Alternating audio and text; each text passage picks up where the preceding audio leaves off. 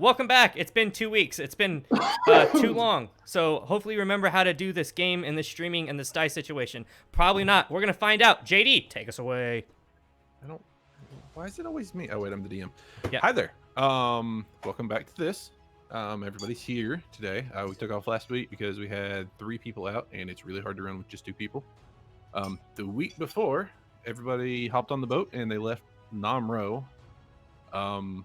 And that's where we left off. Nobody had a clue where we were going. We were just getting away from that island full of the undead and all of that stuff. So y'all pick up. Y'all are on the boat, sailing away from Namro, still in the water. Kisar is curious if the little scythe, if anyone has the little scythe. Yeah, that would be Clove. Kisar was curious. The magical sickle. Yes, Kisar was curious if perhaps he could hold it because he has plans. Plans? I don't like the sound of that. Hey, Plans Clove, of watch the, out. He's combat probably team. likely to run away with it. I mean, you could just hold it for him until he needs it. Well, it No, was, no, that's mine. no, He's gonna it- somehow use it to schmooze you. Be careful. no, it is Kisar. Do you remember early on Kisar tried to stick the undead man in the back? I would like Clove, Is it Flynn, dry? Andronicus, and Hutch to roll a con save. Con save. I What would the like you fuck? all to add 4 to that roll. What? Why? Why? Enter the awesome feat that I told you about. Because my charisma is so high, I have something called inspirational presence. Anytime you have to make a saving throw, you get to add my con modifier on it, which is 4, 1 away from 5. Ooh.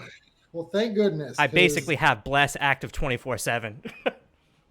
Thank you for blessing us 24/7. I got 10 plus 4 plus 4. 19 plus 4, or you said con, right? So I don't think I get the modifier on my end though. 37. No, you don't get it. Yeah, Everybody but you. constitute 19 plus 2, so 21. Okie dokie. Or no, 22, my bad. 22. And Flynn, what did Flynn get? So I was talking to my son. What am I rolling? Con save. Constitution. That would be an 8. Plus 4. 17. 12. Okay. Hold on, wait. You rolled a con save, right? So that's 8 plus whatever your con save stat is. Yeah. So con. He it's probably plus 2. 8 plus 2 plus 4 is 8, 9, 10. 14. 14. Flynn, you are currently at 2 levels of exhaustion. Right. Everybody else no longer. You don't feel the fatigue setting on anymore. You're kind of feeling like you're going back to normal. As we're pulling away from that island. Thank goodness. I go into a state of meditation. So Kisara was thinking, if you had a magic type thing, until he can procure his own, that when he sticks it in somebody's back, he can then use his heat metal on that magic item. But I tried doing it with a regular dagger to the undead man, and it would not go in. So I'm thinking perhaps a magical weapon might hook in better, and then I could heat up the metal somewhere So- right between the shoulder blades. Currently, just so Flynn, you have disadvantage on ability checks, and your speed is halved. And your arm's still broken. Are we all within earshot of one another? Are we conversating? Yeah, you're on the I boat. think so, yeah, because we're on the boat. If you want to, I mean, you're on the boat. I'm going to interject and just say, hey, Kisar, I got a extra short sword. Is that going to do you justice? Wait, is it of a magical quality? No. Wait, I'm thinking the reason my weapons did not punchy, stabby the way they should have is because they are not magical. So until I get a hold of my own magic weapon, I put these in somebody's shoulder blades and I heat the metal. And because most people can't reach back here, they can't really get it out, and it just keeps burning the shit out of them. I don't have anything that'll allow him to do that. I just got these little little guns here. They're magic, but I don't have anything else. I have a sword of strength. It's strong. It's fine if it's not. It's all right. I just was Wait, curious. well, why wouldn't it just work with a regular weapon? Like if you shoot like an arrow, there's metal and arrows. Why does it have to be magical? It didn't work because I stabbed him with my dagger, and it wouldn't penetrate his skin. He took damage, but it didn't anchor in. Well, So I maybe was it was thinking- just a byproduct of the thing that we were fighting. But all your magical weapons were hitting him. Well, maybe he was just People- resistant to non-magic stuff. Yes, this is why Kisar would like to borrow the magic. So what can beat he's it up. saying is he can do it without it. He just wants the magical one because it's more likely to be triggered. No, he's saying that that guy didn't take any damage. I couldn't anchor a piece of metal on him to do it. So if I had a magic weapon, even temporarily, It just seems odd. I mean, you can say no, Clove. It's yours. We gave it to you. here. He walks over to the rail, put the magic dagger in, or the scythe, stab it into the thing real quick. And then let go. Okay. Okay. Kisar doesn't go anywhere near it, but he burns a level 2 slot to heat metal. And immediately the metal starts glowing and starts kind of burning. Where's the metal? She stabbed it into the rail of the ship. Okay, it's in the rail. That's fine. Now we're So gonna for die. like a brief second, when it starts to smolder, he drops the spell. But on a person, because it will work on regular people, but that undead guy, I couldn't do it because I couldn't get the metal in him. Maybe you just got to stab stronger. I mean, it's possible, but Kisar stabs pretty good. No, looks like a sissy girl stab to me. You know how good Or- Kisar stabs. Yeah, How my about butthole this? still hurts. I have an idea. Yes. Does the trade need to happen right now? Why don't we wait? No, it until- was for instance, if we go somewhere and Kisar can get his own magic weapon, this is fine. But I was just curious. I wanted to try it. I mean, we could also, if he doesn't want to hand it over, I mean, what you could also do is you could just realistically, Clove, you could anchor it as he keeps putting into whatever it is we're fighting, and he could still trigger it. It doesn't need to be in his hands, because he can obviously do this from range. No, this is true, but I would not want Clovis a more pew shoot him from the distance. Kisar brandishes his rapier. He's much more of a close-up, stabby type. Yeah, it was consideration to her. I Alright? could always hand it off to you if we get into a situation. I need something to fidget with. Fair? That's alright. All right. So we got some Ton of loot. money. We got some loot. We should probably split that up. We had talked about purchasing weapons for the ship. Oh yeah. Well, I think that's an absolute given, and I think that's a really good idea. I think we've been on that page since we got here. Only problem is, I'll be damned if we're going back to the place we just came from. No. Right. So we need to absolutely. go somewhere that's able to outfit us properly. I'm just Um, going to throw this out there, and Kisar, feel free to fire back if you disagree, but I think we should probably make our way back to Riori.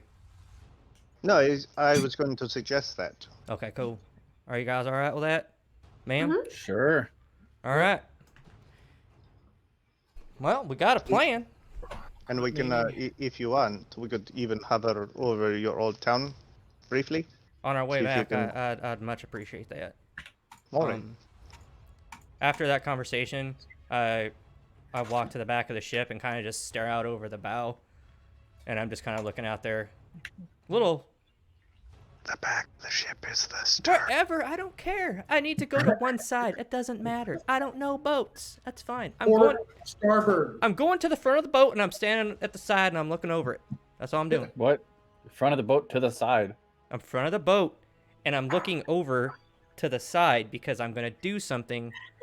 I turn around and I shoot.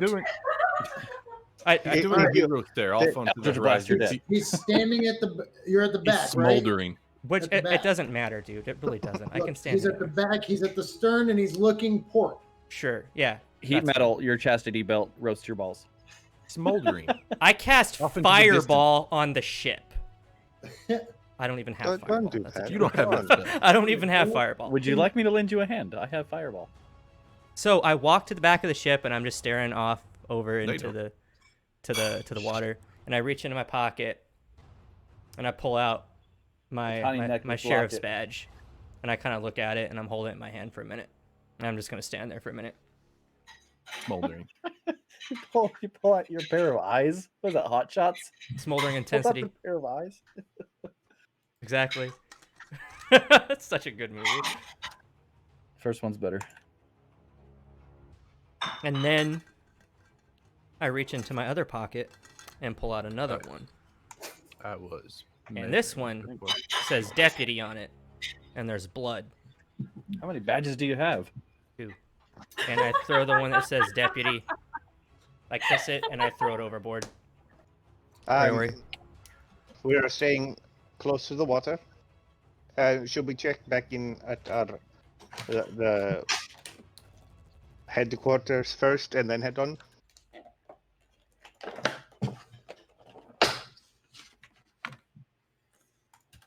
I'm sorry, I didn't hear that, man. Should we go back to the headquarters first and then proceed on, see if perhaps we can get anything for the people? Yeah. I mean, if we want to stop by at the little Nam-Ro Yeah, just island, that's real fine. quick, just don't even land, just slow drift by. over and yell, hey, you need anything? No? Goodbye. Nobody wants to go talk to Polaire? Dude. Sweet. $1 million. Thank you for the don't have host. $1 million. I call over for Clove while I'm standing at the back of the ship. Eli. What does he say? I use telepathy and I reach out to Clove and ask her to come here for a minute. Hey, what's up? Look, I think you and I might be getting off on the wrong foot here. That badge that I just threw off the side of the ship was something that was very, very important to me, and I'd like to explain to you exactly what that was and why I feel a little uncomfortable around you at times. I'd like to just put this out in the air. So that badge that I just threw out, it belonged to my brother. He was my deputy. He was murdered. We were It out. runs in the family, didn't it? Turn around, look over at Flynn. It's like, I don't remember inviting you to this conversation. Turn back around. And say that we were out on just our regular, normal routine searches up and down the roads, and we set up camp one night. And we ended up getting ambushed in our sleep by a bunch of rogue bandits. And they had their hoods up and everything, and my brother, he was killed in his sleep, murdered dead. I ended up taken out too, and I ran away. They had some weird sigil that they had. I don't even remember what it looked like, but there was some weird sigil on them, and they started talking about some like guild or some club or something like that, and that's all I heard before I ran. So if it seems like I'm uncomfortable around you, it's because after what happened to my brother and what happened to me at that campsite, I gotta be honest with you, I'm not comfortable, and I'm a little bit scared when I'm around a rogue like yourself, because I know what you're capable of. I mean, some of us, but I've seen people like you doing the same thing to us.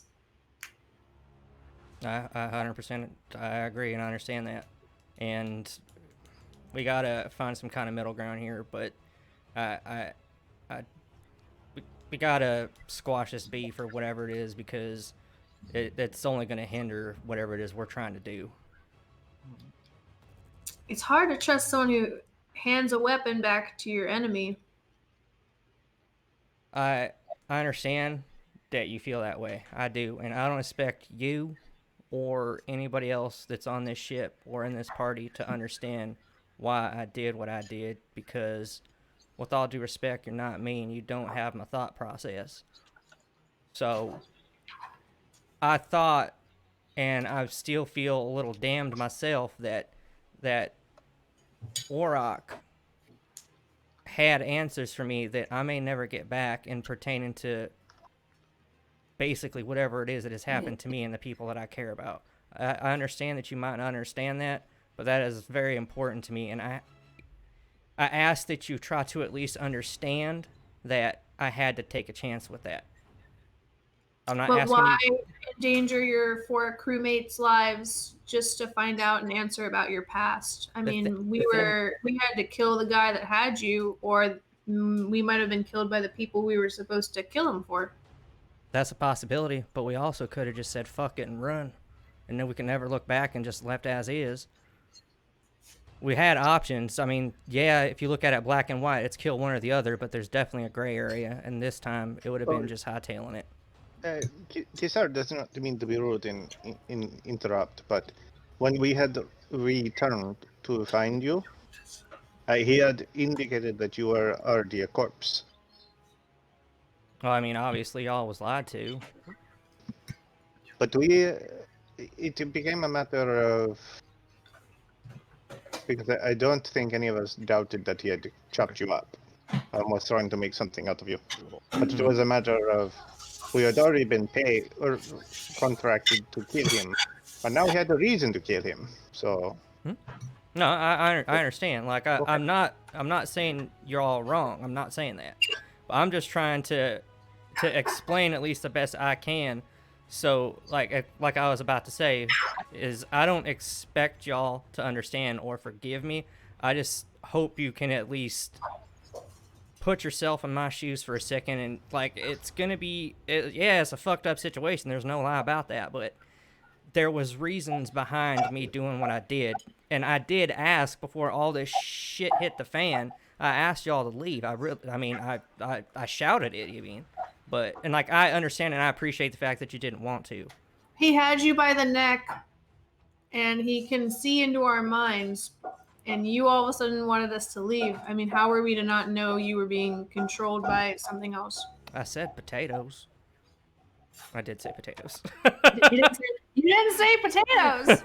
Unfortunately, my friend, he did. However, He didn't say potatoes. a man who can toy with your mind, it is entirely possible he would know that potatoes means go away, or that that you are not upset. You get what Tisar is saying, and he goes back to driving the boats. No. I definitely get what you're saying, but at the same time, like it's one of those very much catch-22 situations. Like it may have been the wool pulled over all of our eyes, or I mean, it could have been the truth. I mean, at this point, it doesn't matter because that sumbitch is dead anyway. So it's neither here nor there. So let's just focus on the task at hand and get back to Raori. And Flynn's gone. Let's talk. What's that, Andronicus? Turn around. I was going to say a little while ago, I walked up and kind of been just hanging back, listening and whatnot. And so I'm just going to chime in and say, look, Flynn, Hutch, sorry. Hutch, talking to you, buddy. What you did made people not trust you as much, even though what you thought you were doing was in everyone's best interest. It didn't appear that way to us. So it wasn't in everyone's best interest. No, it wasn't my interest. And with all due respect, I'm like, we've known each other for what, a month now? I mean, like, come on. I mean, yeah, trust's got to be built, but well, understand that if she doesn't forgive you right now, trust's got to be built on this side too. Yeah, no, exactly. No, I agree. I'm not asking for forgiveness. I don't intend, because I'm going to be honest with you, and as bad as it sounds, I'm not sorry for what I did. I'm asking for some type of understanding. I understand that I should keep you in front of me and not behind me. Well, I mean, within 10 feet if you want to reap the benefices of this beautiful glow that I exhume when you might be in danger. But definitely within 10 feet. Yeah, and if you... I'll just be behind you. I'll just stay right behind you. That's fine. That's fine. But, be that as it may, Flynn. Yes. What was it you said about Davenport when we were getting out of that church. What was going on with that? So as I was leaving, I'm over dramatic at this point. As I was leaving, I was walking, and out of my peripherals, I saw him, my left-hand side. He looks at me, and he grins, and I look, and I keep walking. He just grinned. Kind of creepy, though. I hold up. I put my hand out and cast minor illusion, and you just see like a little dude playing a viola, like very, very intense, like no sound because it's minor illusion. But and then I look over like prestidigitation.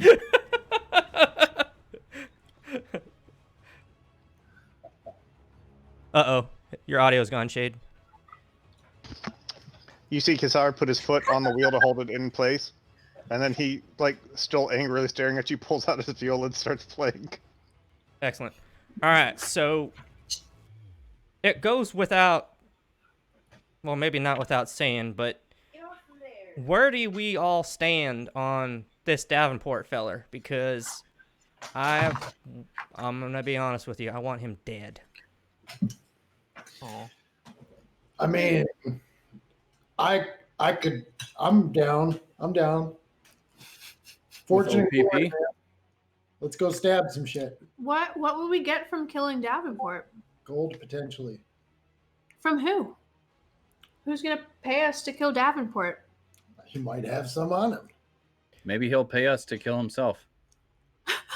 Look over at Flynn. I'm like, what the hell kind of drugs? What you look around, Perhaps- start touching his pockets. Hold on. Kizar can attest. There has been some craziness that Kizar has seen. That it would not be the worst of it. We, we could see what he's got in his house. We could, Trying to rob the dude now? yeah, why not? I mean, I'm just trying to make some money. I'm not in the military anymore. I got to worry about There are making. better ways to make money than tracking down some man and- who's been alive for generations by some strange power and messing with all of his I mean, magic and shit. I've and been my around friend- time. My friend, we have an island now, our own island. You don't necessarily need to kill him to make money. I guess. Now, Kizar, having said that, he's not opposed to it, but does not think he would actively, like, let's go get the son of a bitch now. Just call me old-fashioned. No, But Kizar I'm he can go either way on this one. I'm very much on the page with Andronicus, but I do have some questions before we get to that point. We obviously, well, not we, but Andronicus, you don't know anything about your life prior to the military. And it is obviously something to do with this son of a bitch that has wiped your memory. Do you want to find out about your past? What if you had a family? God forbid, what if you had kids? To be honest, I know I've done a lot of bad things in my life. Are you I don't okay know with if I moving necessarily forward? Want to remember them. But what I do understand is that I have a future ahead of me, and how I can shape that is what's most important to me currently. Understanding the past is, I see the way you struggle with it, and perhaps I'm more concerned about what's ahead. I mean, with all I respect that, but with all due respect, you didn't wake up dead. But I mean, that makes sense to me. You can't No, go to bed, I don't Dad. remember anything about being alive either. That's also true. That shit is redundant. I'm dead inside. All right. What about well, our cannons? We need some munitions. We Have we- had. Where were you the last 10-minute conversation? So did I ever tell you about the time that I tried to pay somebody to kill myself? Tell me more, Davenport. I look over at Andronicus like maybe he's with him. Hammer Jumps off back. the- What is Okay, happening So right now? Flynn has jumped off the ship. It's not true. All right. Well, you said you wanted to do a flyover by your old crib, right? Your old area. Yeah, A it'll be flyby? after we fly by the little island that we came from. Was it Namro? I don't have the map pulled up. Yes. So That's is where you that just where left. we're going to resupply and outfit things? We We're can. going to Vuldan. That's where we're Yeah, heading. this Voldan Vuldan. Island. Yeah. How long are you flying per day? With my handy navigator, I take about a 12-hour shift. Okay. If you're okay with 12 hours of flying, Sure. all right. I look over And at I Flynn. believe Go get I some do rest. breaks. You're losing I'm your on shit.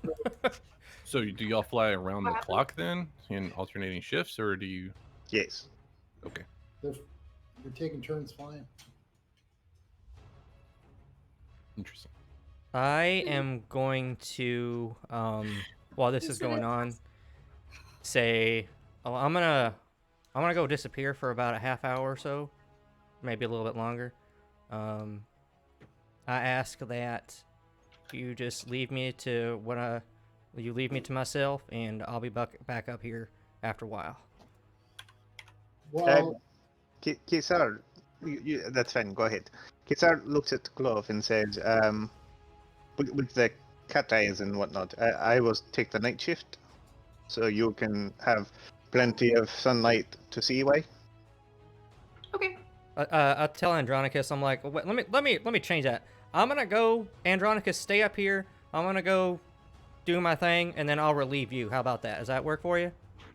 that's fine. I want to see if I can make any improvements to my munitions. The small bomb bag that I created a while ago. See if there's any way that I can improve that and just make it a better, or any of our extra gear like that. If I can kind of work on improving those.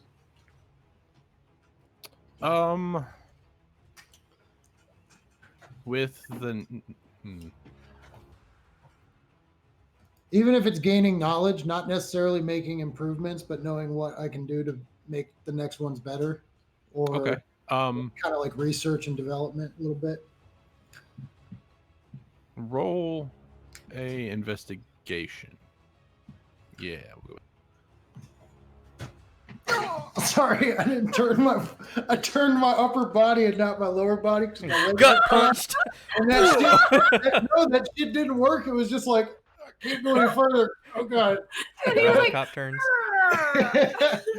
Oh shit. Oh no. "4." That's gonna be a 4 plus 3. Just general knowledge. If the Oh my makeshift grenades were put to a tighter container and were actually sealable, pretty much just like clay pot or something like that, where you could seal it and be sure that it was sealed, that kind of thing. Okay. It would work a lot better. Just typical, not like pretty much what you could suss out pretty easily. So now these are almost like they're windproof, not necessarily a grenade. If they were thrown, they could break. Yes, currently. Got it. It's just it's a small canvas leather pouch. Sweet. It's been tied off, but has a few sticking out of it. But if you throw it, there's a chance that it could unravel and spill out. So. Gotcha. She bonked her head so hard. Oh, poor baby. Definitely approved. Okay. So day one goes by without too much issue. But then Day two. So I wanted to cast my ritual before we move Okay. on. Yeah, absolutely. You can do that. Go for it. Do your thing. I go down into my little quarters.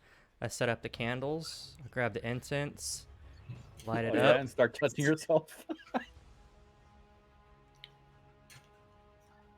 And I wait to have a conversation with my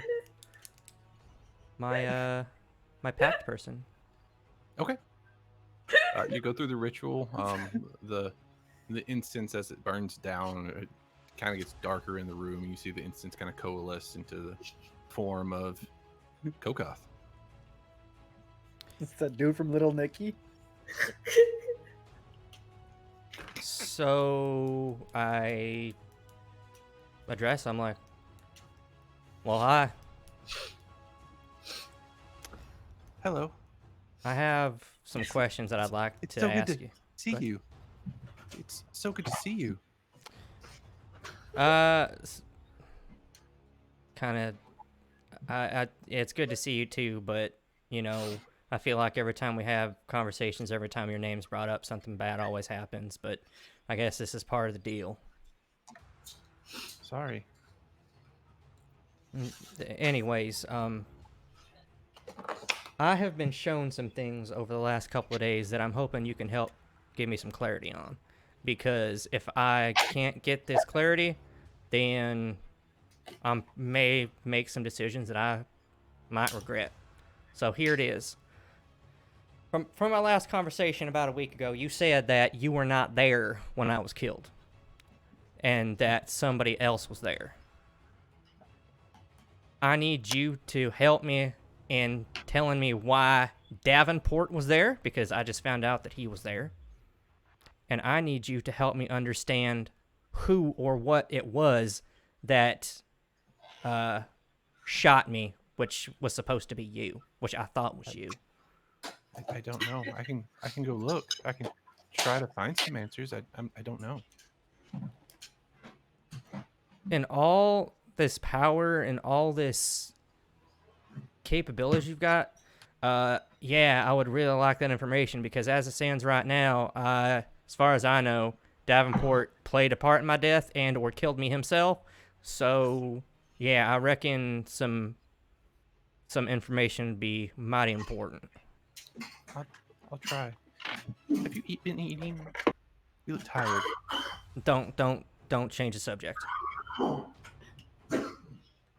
When you say that, she looks really offended. Like you really just hurt her feelings really, really badly.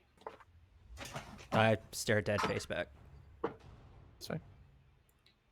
How long is it going to take to get this information? Do you want to look into my brain, see what I saw? How does this work? I don't know. I'll go see if I can what I can find. I'm sorry.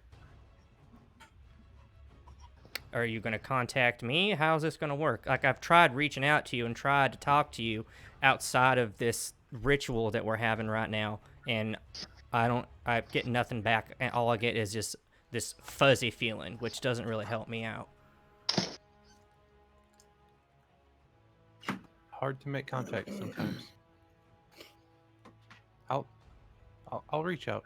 I'll try harder. I'm sorry. I appreciate it. That was Love you, bye. that's pretty much that's all I wanted. She just looks really defeated and said, okay. It was good to see you. And then she kind of just fades out. Walk as she starts fading. I was like, I never really even knew you. And then I turn and walk out my quarters.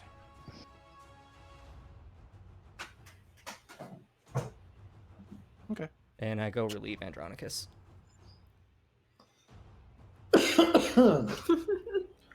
And I'm going to meditate for a little bit. Okay. And what, our shift is 8 hours or 12? Roughly, I think he said 12 is what he was wanting. All Well, that's for the people who can fly the ship. right. Everyone else can do whatever you want. Well, I'm going to meditate, and then after that amount of time for meditation passes, I will spend some time just on the back of the boat doing some sword stuff Whoa, I was like, what is that? You're Practicing. dancing? by myself. If you fly around the clock 24 hours each day in shifts, it would take 2 weeks to get back to Raori. So you'll have 2 weeks of downtime 2 weeks. on the boat. That's if you don't stop, if everything goes according to plan, and we'll make a few rolls to see if you run into anything along the way, that kind of stuff. But 2 weeks minimum to get there. So Is that with the stop in Vuldan? nope. That goes by Vuldan, but that doesn't account for any time while there. We were just doing a flyby. Okay.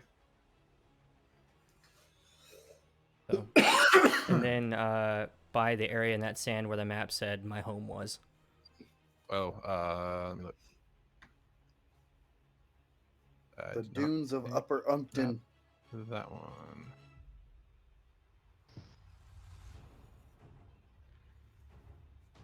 That one's a little bit further. I don't think it's very. I think it's only a couple hours by air.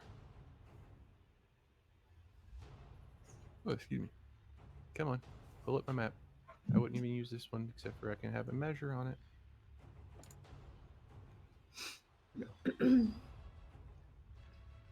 Yeah, that'd be only a couple hours by air past Rayori.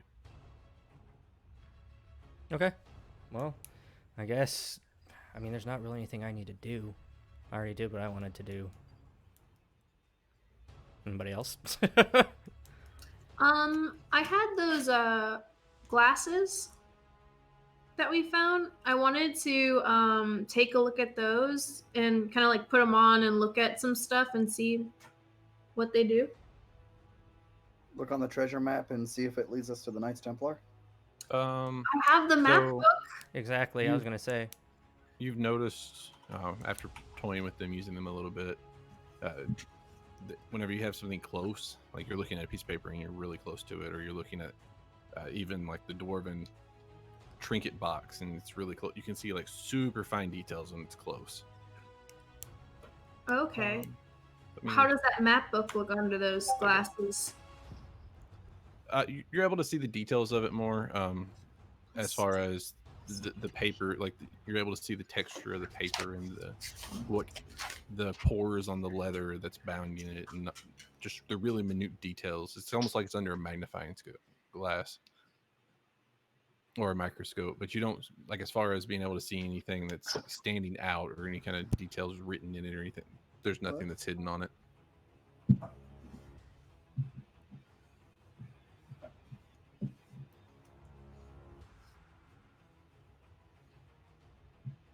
So they're glasses. They're very special glasses. Somebody can't see for shit. They're for nearsighted people, Right. I believe. I think so. It's pretty much a magnifying glass that you can wear. But they're cool though. They're like amber Oh, color. absolutely. Yeah. I could just wear them at the club and just post up. Post up at the club. Get it. Oh gosh, that makes me think. We've been watching Jersey Shore, sorry. Yeah, we seriously have. We're on like season 3. It's fucking ridiculous. My apprentice was like, you have to watch the Jersey Shore. And I never- was like, okay. Never watched it. Yeah, they look Really? kind of like this.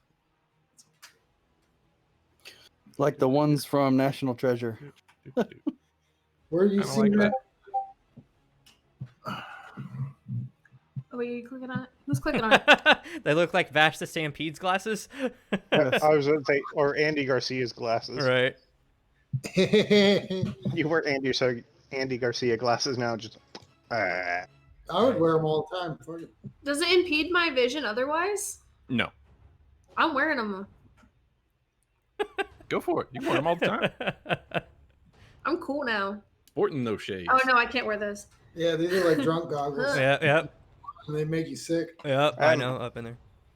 Kisar will sleep 8 hours, like to get fully rested each night, but he'll get up and go on shift, and try and get Clove to teach him her native language. Let me ask, Flynn, you still have a broken arm. You got 2 weeks of travel time. What are you doing for those 2 weeks? I am meditating for those 2 weeks. Okay, you're just gonna Straight do bed rest. meditation. Bed Full rest. bed yes. rest. Okay. So by the time full bed rest the whole trip, when you get there, you'll be back to normal. My God. Okay, I better not roll a 1 walking off the ship. If I will anything quit. happens between then and there, and your arm gets hit or anything like that, it might set it back a little bit. But Okay. Your arm just Maybe. turns to jelly. During those 2 weeks, can I elect Little to arms.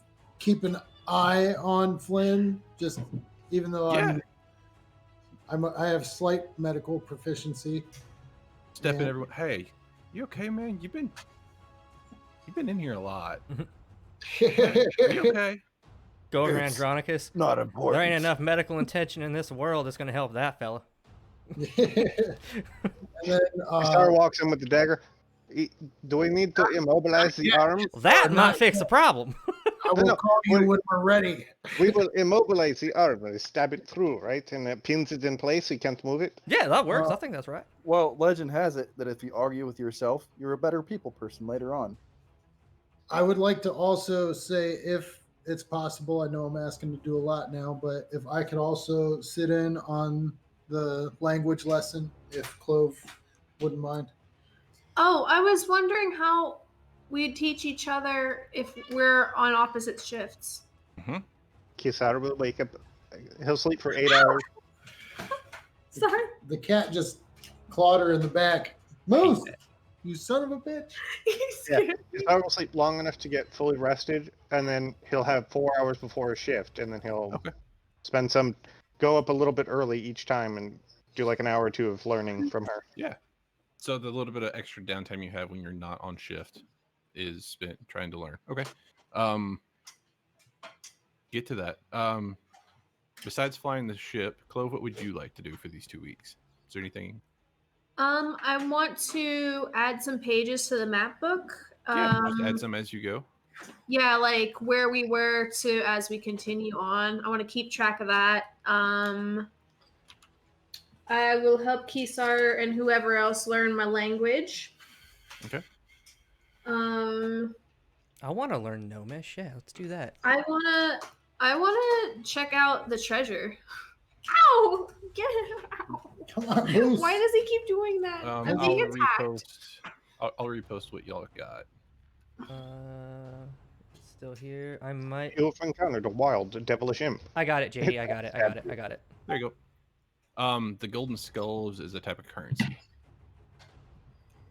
How big are they? Like baseball, softball? The skulls. They're like half dollar size. Oh, Okay. so those glasses like- that they're- you have, they're- Clove. The palm of your hand. Okay, so they're not coins, but Those they're are my super cool kid glasses. Hang on, they're on here. It's these. I'll post it. It's at the bottom now. So it gives you a +2 to investigation checks. That's it. Yeah, he already sent that. Azurite, Educate, Hermatite. So are we splitting all of that? Is that technically everybody's? That's Well, up to y'all. The golden we're- skulls look like this, only gold. And so it's the border, and then just the X, and then the skull in the middle. There is no like the what would those be? The pseudo triangle I parts gotcha. on it would be cut out, so that How do we- it's empty, but it's you get it. How much are the like IRL currency? Is that gold or those golden skulls worth? Yeah, that's my question. Is what everything's worth as far as like Given value? your backgrounds, Mhm. Kisar would be the only one that might have seen a golden skull. So Kisar. Um, Aside from that shit-eating roll- grin and a thumbs up, why don't you tell us how much these some bitches are worth? roll a history. everybody. Whoa. they are worth a lot. Okay. Roll a history. We'll see. 30 silver, that's not worth much. I mean, I don't want to sound ungrateful, but I feel like we might have got the short end of the stick as far as his rewards go, fellas and Yep. ladies. Told you to check it before we got it, but nope, I'm an asshole. You're They not. showed us a box. They wouldn't open it. You know that they're worth more than a standard coin, but you're not sure how much more. Like I you know, relay this to my friends. yeah, you know that they're worth more than a gold coin, but you're not sure how much more. And you also know that you can't. Most places wouldn't recognize it as currency. It'd look more like just a trinket to most places. All right. I reach into the chest and I just divvy out the copper and I give us all 50 copper apiece because that's 200. So we all have 50 copper. There's 5 of you. There's 40. 5? Okay, so 40 apiece. There you go.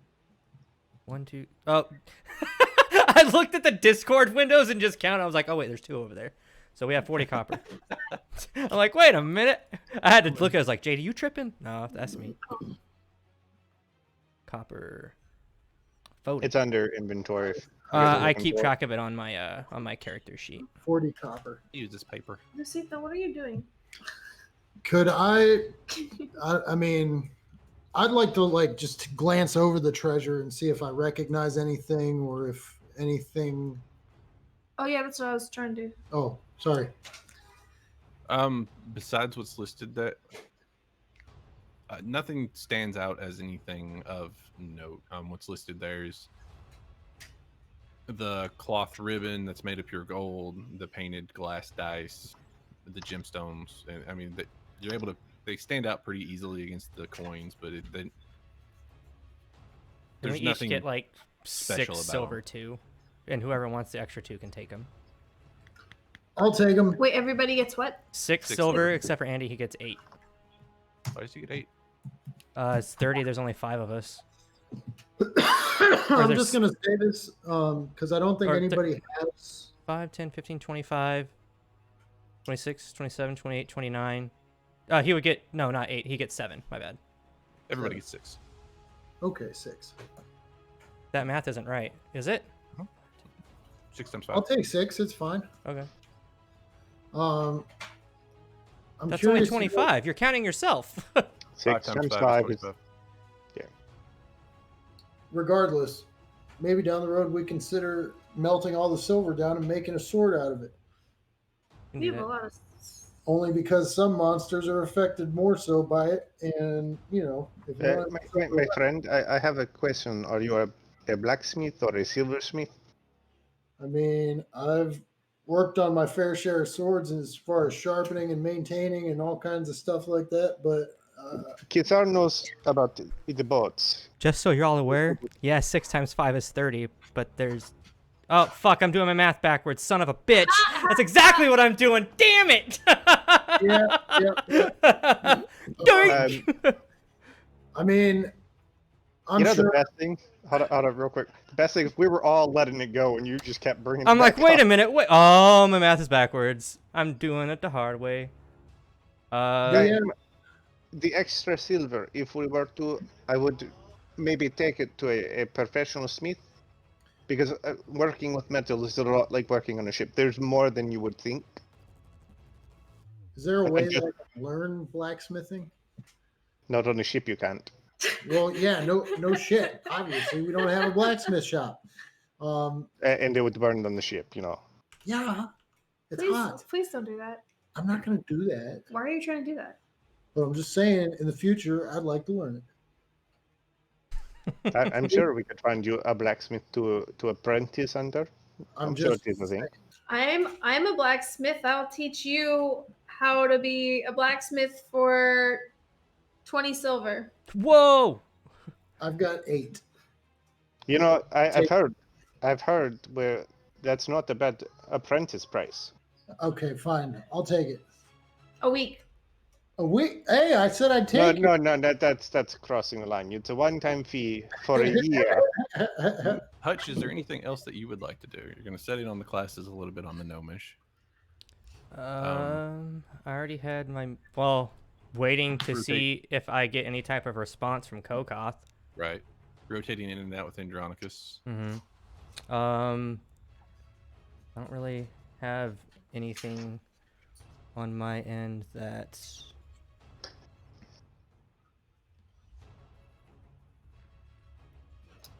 While we're I have something I can offer Clove. What? So I am going to wait till it's late at night and I'll say we need to I might be able to teach you something as a thank you for helping me understand Gnomish a little bit better. So, and I mean, realistically, I think you might be one of the only people that might be able to benefit from this more so than anybody. And with what little time we have, how would you like to be able to see without seeing? What? I mean, it sounds appealing, but obviously there'd be some kind of strings attached, or... No, there's no catch. You teach me how to speak Gnomish, and I will teach you how to see without seeing. And who would this power to do so come from? I'll train you. I'll show you. It's gonna take some time, but I can. I'm talking blind sight, man. Kesar walks onto the deck.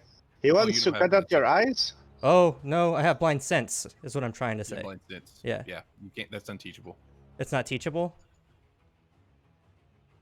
That's Well, then. innate. That's like teaching somebody how to see, and that's like teaching somebody dark vision. Third eye. He offers me a scone. Right. Have a scone. Well, in that case, I got nothing. I could teach you how to. Sorry. That's fine. I can teach you how to speak. Dougie. I mean, what? Fuck it. Why don't we all just teach each other how to speak our languages? I'll teach y'all how to speak Celestial. How about that? Celestial. Okay. Sounds good. You want to learn Elvish? I can speak it. Thank you. I speak Elvish. You know what? You want to learn some jokes you don't know? Guys, want to hear a joke? I don't know how to Dougie, but I'll teach you how to sharpen a knife. First week, I need Andronicus to roll me a percentile. Oh, God. Oh, we didn't split all of the treasure. I'll write down whatever we didn't split. I mean, we can each take. Is it just a single percentile or the one with the D10? It's 2d10s. Well, because I have the percentile dice. And then another that one. D10 with it. That's what I'm Wait, saying. you have a 100-sided die? Yeah. Those exist. Yeah. No, I know. Just most people don't have them. I have multiple. No, we don't. Yeah, there's another one. He's talking No. about the D10 with times 10. D10. That's not a 100-sided die. I 100-sided knew die. he didn't have a 100 No, sides. no. Oh. 43. 43. Two Okay. face. So that is.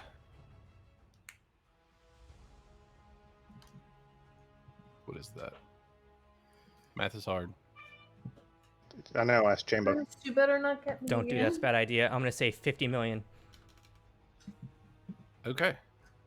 Let's have a look. Okay.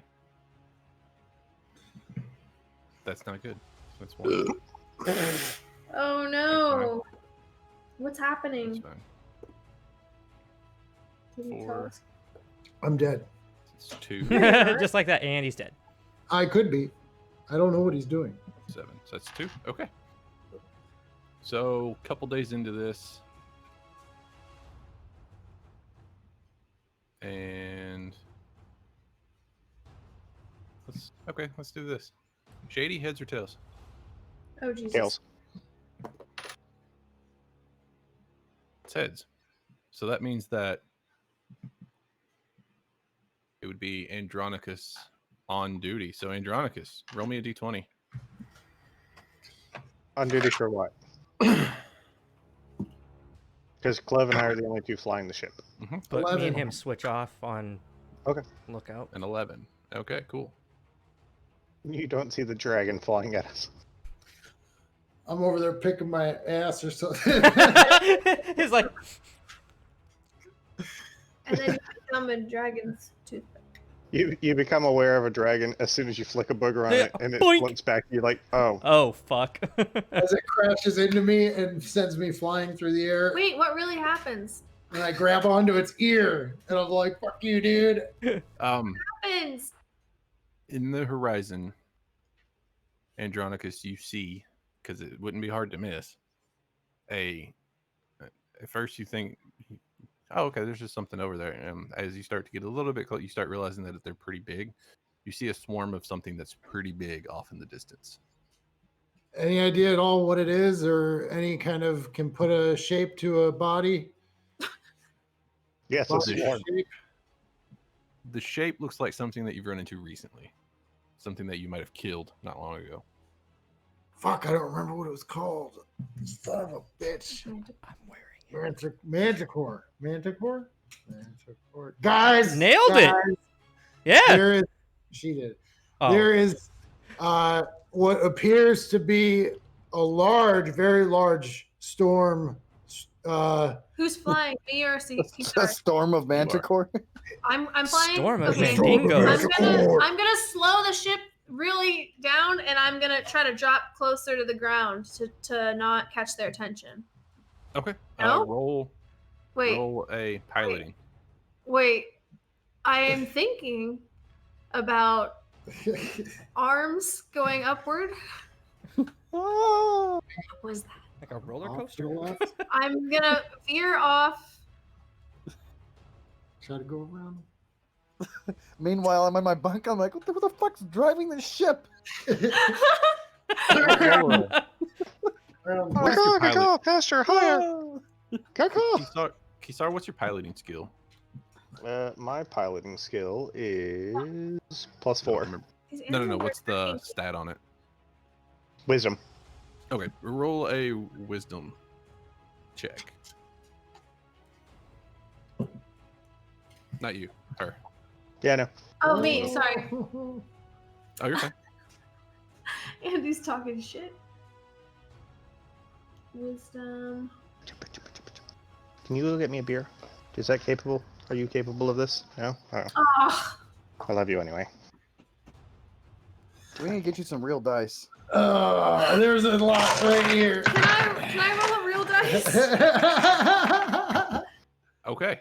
Oh The gosh. ship breaks apart. Oh as gosh, we hit an that's iceberg. No. the No, it's DM not. smiles. You're already fucked. Okay. God, let's talk about Andronicus this points wave these of things out on the horizon. You're up on the helm. You see it. You start to kind of turn parallel to them and kind of try to shift away from them a little bit as you start getting it lower. When you go to adjust, it starts dropping hard. Oh. Go the other way. Turn it the other way. Pull the other thing. Qatar, wake up. I need you to roll one more wisdom check for me. Me? Mm-hmm. Okay, I'm gonna use a dice. Okay, so So- what's your wisdom modifier? 2. Okay, so roll this and add. Oh my god! Oh! Sounds like a 1 to me. It sounds Andy like a just one. quit. He's done. He's That was done. fast. He's gonna go kill. That's a his nat neighbor. 1. Oh wow! Andronicus just like sees her, just start flailing, jumps over. Just like, fuck it. Oh god! Yeah, can I at least try to jump in there and do something to grab a hold and pull a lever, Okay. thrust, anything? The momentum shift of it just going down so hard you're not able to regain. The ship crashes. Y'all have bottomed out. Luckily y'all were over crashed. water. Fucking ship. We're over Yeah, water. luckily y'all were over water. As per the earlier conversation, kind of following the water. Mhm. Y'all hadn't made it far enough yet to have to be crossing any land masses. But it sets down pretty hard in the water. Does this wake us up? The ones that were sleeping?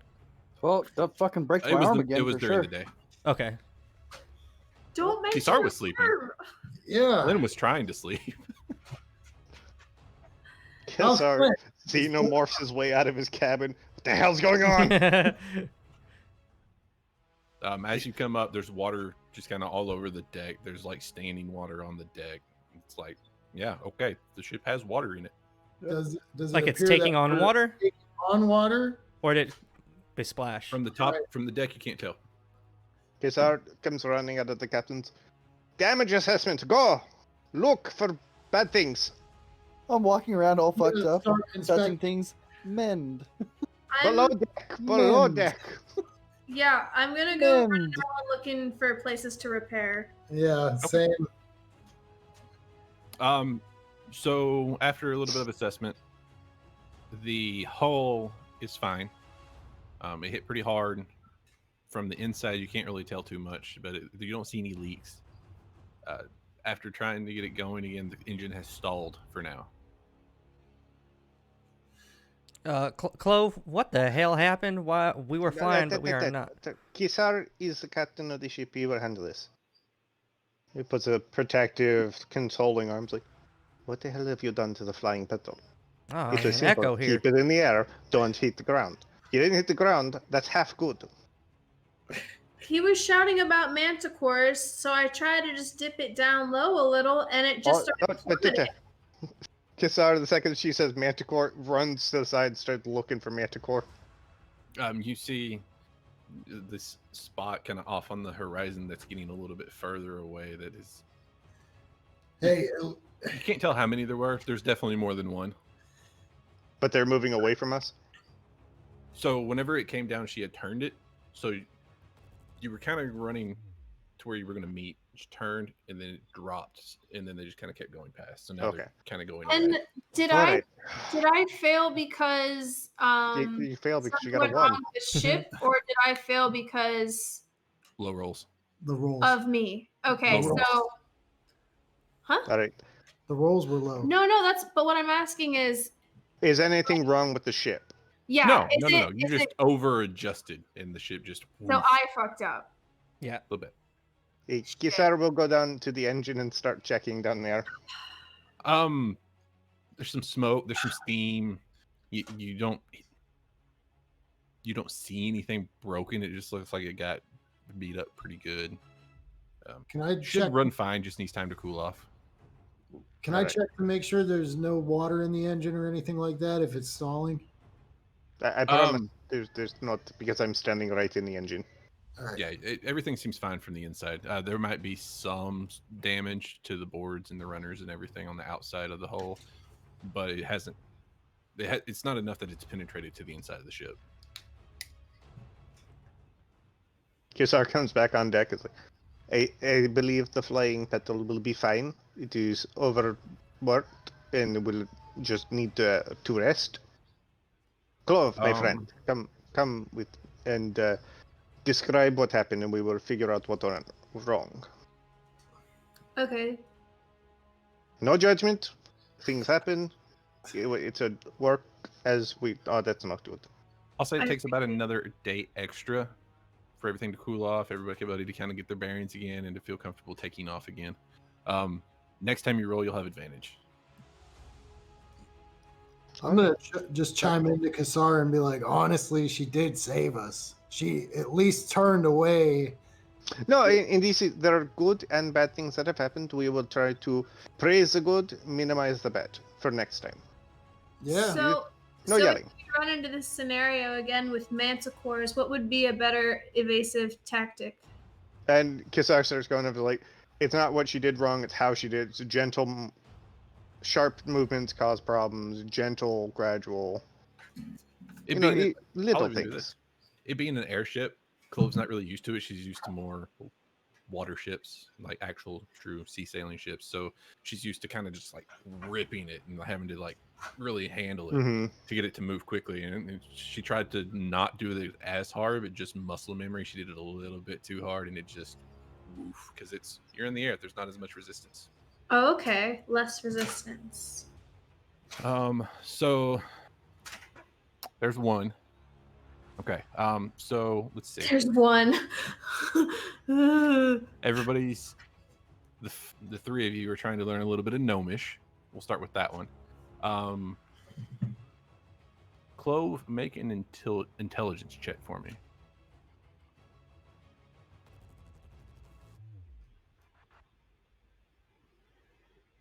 Okay. That has a good roll. That's not bad. I need the other three of you to also make an intelligence check.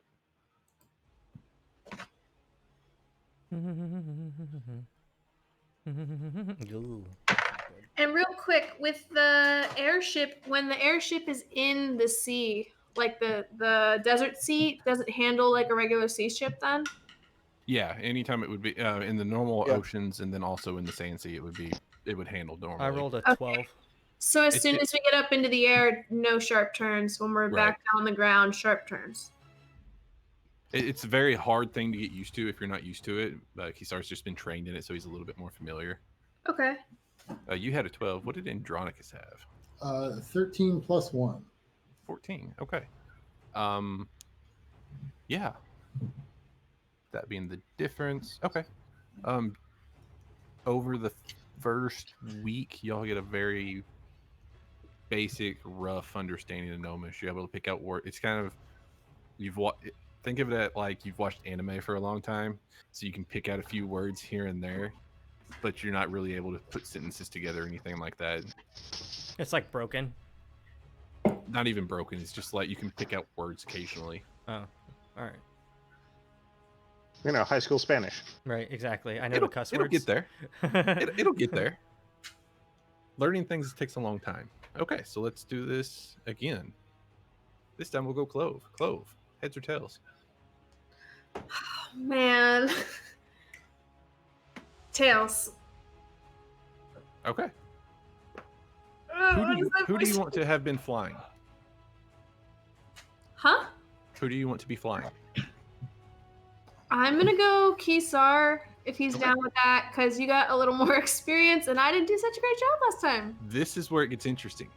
He has more experience flying. He's also the one flying at night. Oh. I have Maybe- dark vision. It's fine.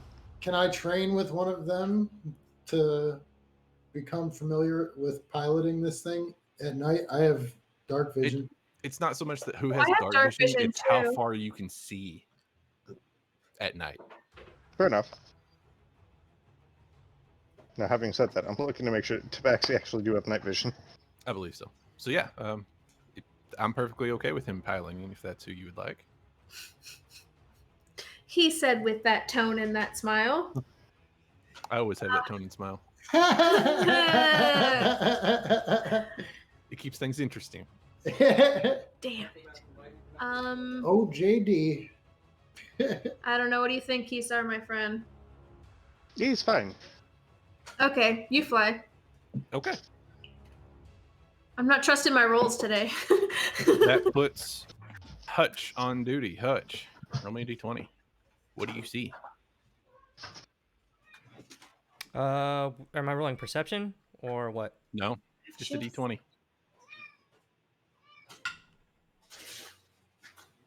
A 9. A 9. You don't know how, but a night hag is suddenly on the deck. As the nights are not as dark as usual, it is a very big full moon off in the distance, probably a few hundred yards away. Hutch, you see what you didn't see it at first, and then you start seeing the glint of silver coming off of it as it flaps its wings. Every time it flaps, you see a glint of silver again. It looks young, definitely the form of a dragon. Wow, that thing just kind of stares at it for a minute, not having It's ever seen one before. you haven't noticed it for a while. When you first notice it, it kind of catches you by surprise because it seems to have been kind of keeping up and flying alongside the ship for a while, just in parallel. Just kind of looks at it and just kind of smiles like, man, that thing sure is pretty. Oh, well, I guess better go tell Dr. Dickhead. So I walk over to Kassar. Like, hey, Dickhead, there's a dragon behind us. It's pretty. It looks young. Kisar. That's in a very calm but trying to quiet tone. Like, that's not necessarily a good thing. He looks and is like, oh yeah, he's a dragon. And we'll start trying to gently correct away. Okay.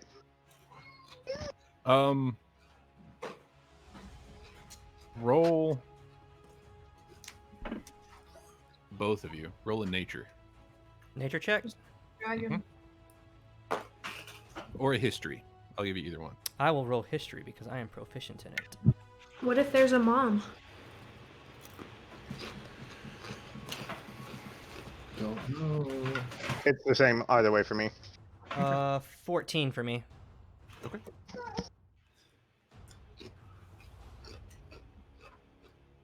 Yeah, 11, yeah, plus, yeah, that's right. Or, no, I'm sorry, 13, I apologize. It's plus 3. Strong in math today. 11, 12, My math no, is it is broken. 14, it is 14. And what was Kisar's? 13. 13. Okay. From the stories that you've heard of the accounts of dragons years ago, you both haven't heard many about specific types. Silver dragons specifically, they're not supposed they're supposed to be more benevolent. They're supposed to be more easygoing, less likely to just, oh, I'm going to eat you because you look like food. You're smaller than me. So you're both not. We'll say that you're both tentative, but you're not like immediately stressed out and on edge. Well, I guess maybe we stay the course, Cautious. but I'll stay in the back and let you know if things change. I can ready. You mean the front? Because I have to be in the back with the wheel. Wherever he's coming from behind us. Oh, fair Sorry, enough. you notice as you kind of turn away from it a little bit, it kind of goes and it kind of turns and matches. And every time you kind of adjust, it kind of matches, but it's keeping kind of the same distance. Yeah, Kisar will slow down and tell Hutch to hold the wheel, hold it straight, and walk to the side and yell, "Good night, my friend. How are you doing tonight? This fine evening." Hello. When you say that, you hear a pretty resounding roar. Like it's pretty 100% it heard you, and it's like, oh, hi. Does it shake me from my meditation? Is there anything Kisar can do for you? Do you have a thorn in your paw that needs the plucking? If you're meditating, you would hear it, and up to you if you would react or not. When it starts to ask, it doesn't really respond at that point. After probably an hour of flying kind of just in tandem with the ship, it kind of does a little roll and then kind of turns back and starts heading back the way that you come from. Fair wind, speed you to your journey's end. As you say that, you're kind of watching it. You see its neck rear up, and it just kind of shoots a plume into the air and keeps going. Aww. You notice for the next 2 days, you have perfect weather. Like Nice. there's not a cloud in the sky.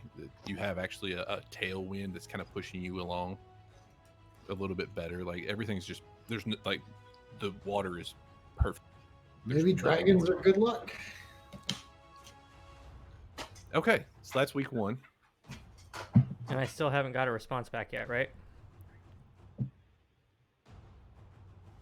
Not yet. Okay. Find my other buttons. Get down. That button. That's what I'm looking for. That'd be funny. Your dog starts dancing. She She's like, "You told me to get down." Sarah's eating chips right now. Bro, I'm about to She get some does snacks. too. dance. She If you does. hold a chip up in the air, she'll pogo and go in a circle. So week 2. That could be the halftime show. Hutch, I need you to roll me a percentile.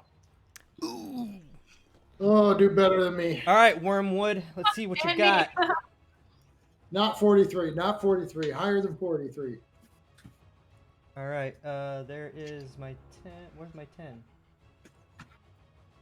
They didn't send you a 10. They gave you 5 6-sided dice instead. That's not a 10. I'm. Oh, there's the other one. Here we go. All right. We are rolling a 85. Woo. Oh, let's see. Seems better. highest Silent we've slow rolled. clap from a That DM. leaves. Okay. Let's see what happens.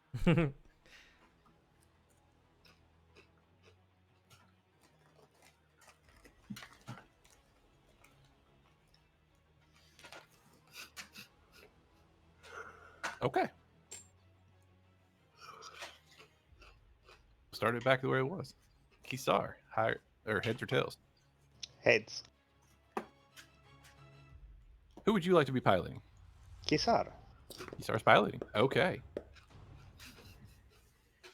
Puts it to Hutch again. Hutch, roll me a d20. I'll do you one better. Okay. Roll me a d10. A D O DC. All right. Das Diaz. Where's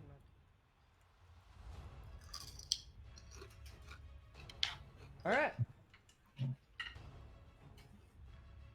E10. Here we go.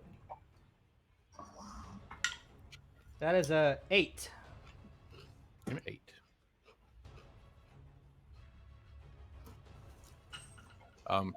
Okay. You and Kisar both start seeing this massive storm cloud rise up in the distance. It's not moving, and you're just aggressively getting closer to it. It's come up over the horizon. The top of it actually it's so tall that the top of it's kind of left the atmosphere and it's kind of billowing off. It's massive. I wouldn't say it's like hurricane size, but it is a giant just wall that's taking up the horizon as you're getting closer. It's headed towards us. Doesn't appear to be moving, more that you're headed towards it. Hey, Kisar. I mean, we got No, two options. We either go through it, Keep or I actually- can go above. I don't think we can fly over it. I think we will need to around it. How Well, we- far out from it would you try to skirt it? How many miles away? At least 10. 10 miles? Okay, that's close enough. As you are watching it and trying to go around it, it's just this massive storm cell. Every once in a while, you'll see lightning kind of just trail across it, and you'll see different clouds that are inside the cell as they shine, like different light sources shine through. Both of you roll a perception.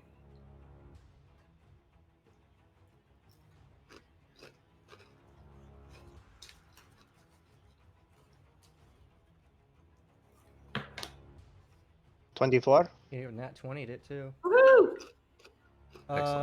17. Woohoo!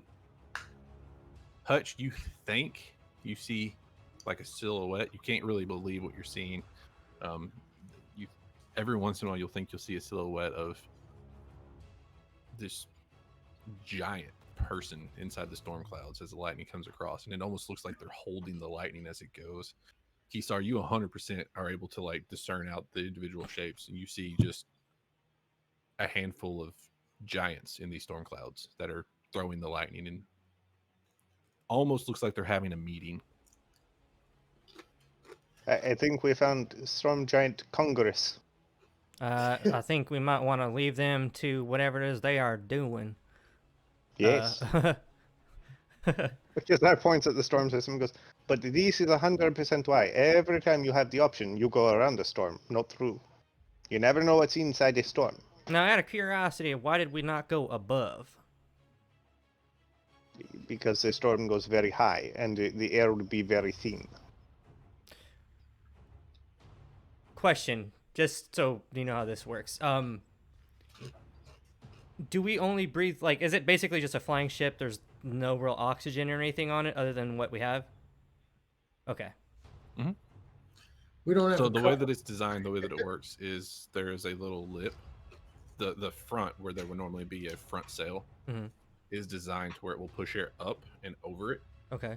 so the deck stays usable. Okay. But there is only as much. There's no canopy or no enclosure unless you're inside the ship, and it's still just open to the elements more or less. What is the maximum height the ship can fly? You're asking me hard questions, Bro!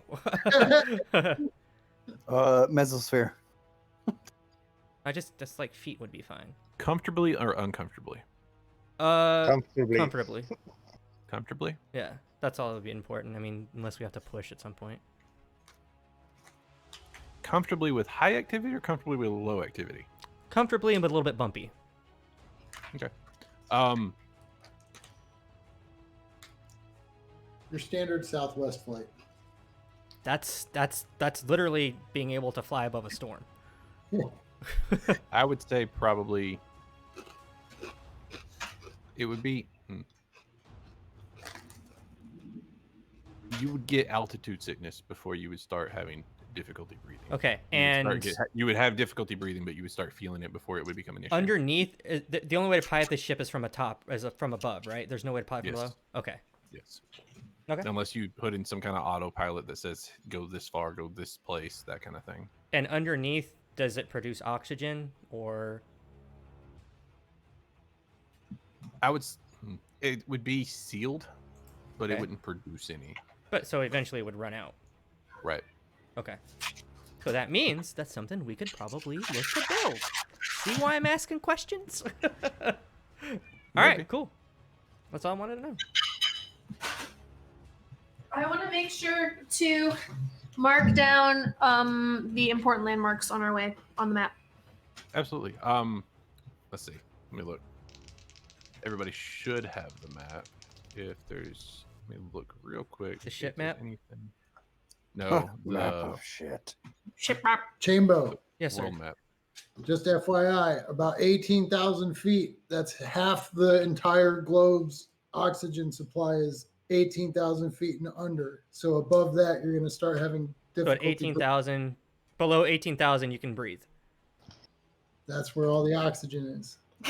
Let's have a look. Well, The then, floating metal. They're saying, yeah, 12,000 to 18,000 feet is considered very high altitude.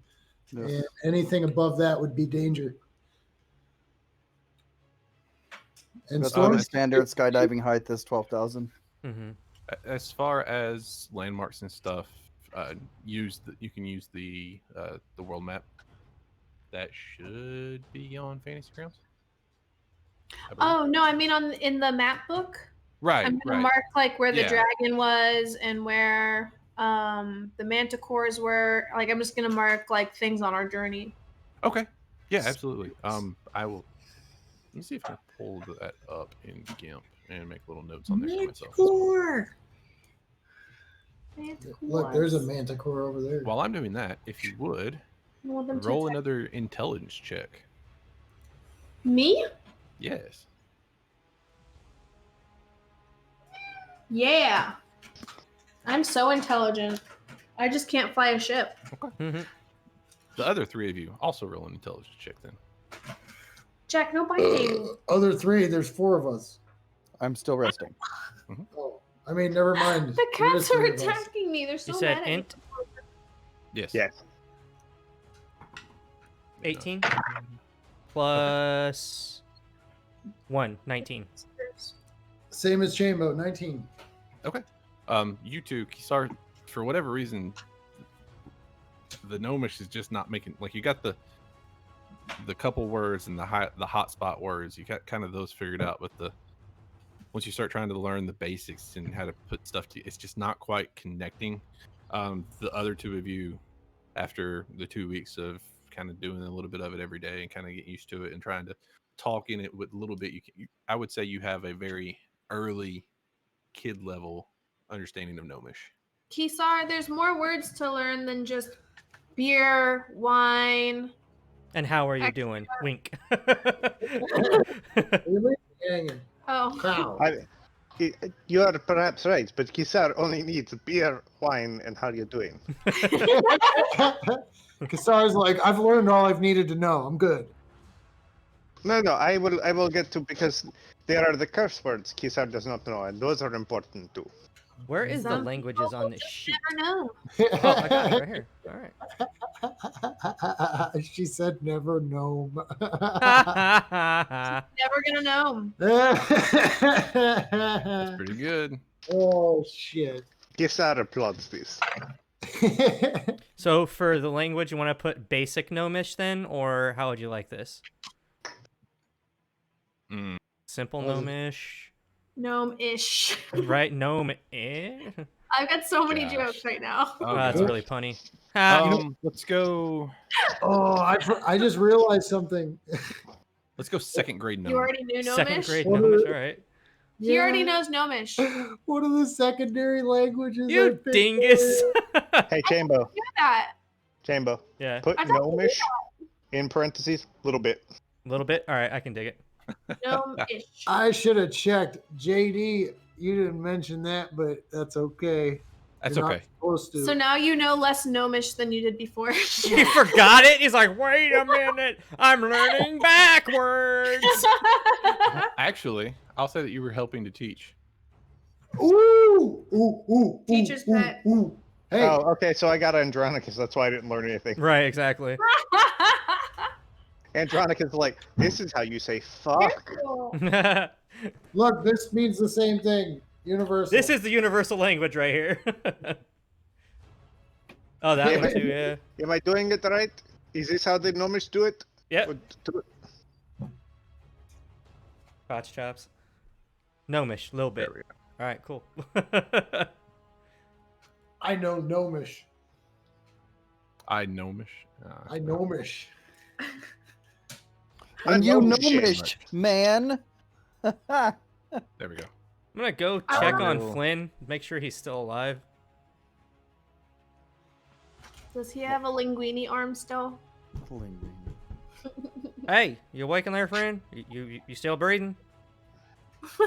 That'd be funny. You go in there and he's borrowed Kisar's little Fifi? flute and he's just shredding. He's just like He's just been faking it the whole time. he's like, my arm's better, guys. Look. Then I get drafted by the Yankees and then throw a fastball at 110 miles an hour. Dude, Slash Your is name's gonna Randy Johnson. Wow. You're gonna go on tour with Slash. Or it's Roland Gardner. Rowan Gardner. Bing. And all of a That's what I sudden, you're really good at voguing. It's like super fast. Like, all right, no, like, are you, like, hello? Can you hear me?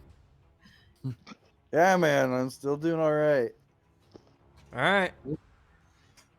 Is he All gonna right. drink? Pat him on the arm. Good game. Good Bye. game, Chief. All right, I head back up. Hey, who go up to the little piloting area? Who do I see? What time of day is it?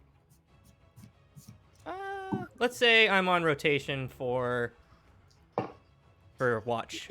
You coming to tag me in? Kisar. Tag me out. You're out. I'm in. Kisar, how much further we gotta go, man? A beat. From where you are, from the landmarks and the map and everything as you go. Let's see, that happened in probably 2 days. Is this Or to 3 days. Vuldan or No, this is to Rayori.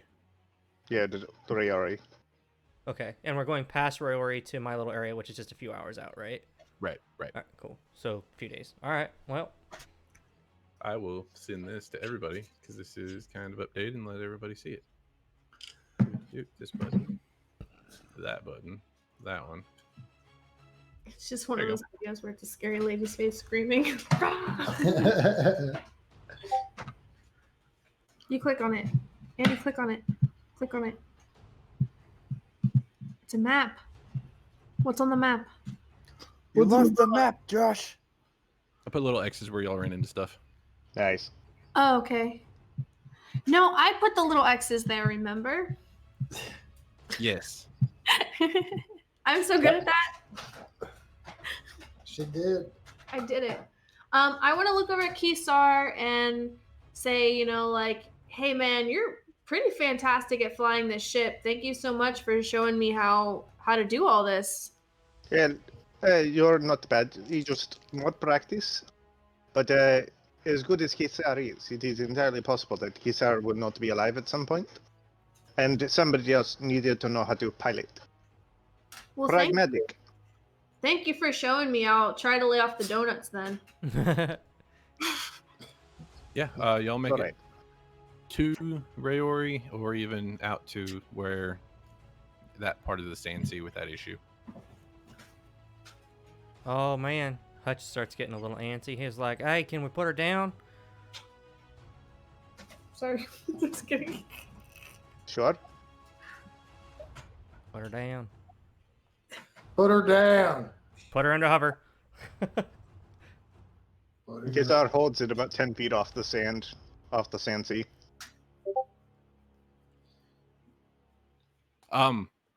Before you get that far, about the night before you start, we'll say 2 nights after you see the storm giant cloud, Hutch, you start having a tingle kind of in your spine as you start to lie down to rest after your watch. Okay. If you have to poop, stick your ass well past the rail. So this is before I lay down and go to bed. Mhm. Poop joke. Does it feel like that tingle when I've tried to talk to Kokoth before? It does. I'm like, Kokoth, are you there? Can I hear you? Hello? Hutch, is it Hutch? Yeah, it's me. Hey, wait, how am I talking to you without that ritual? What? Yeah, that's me.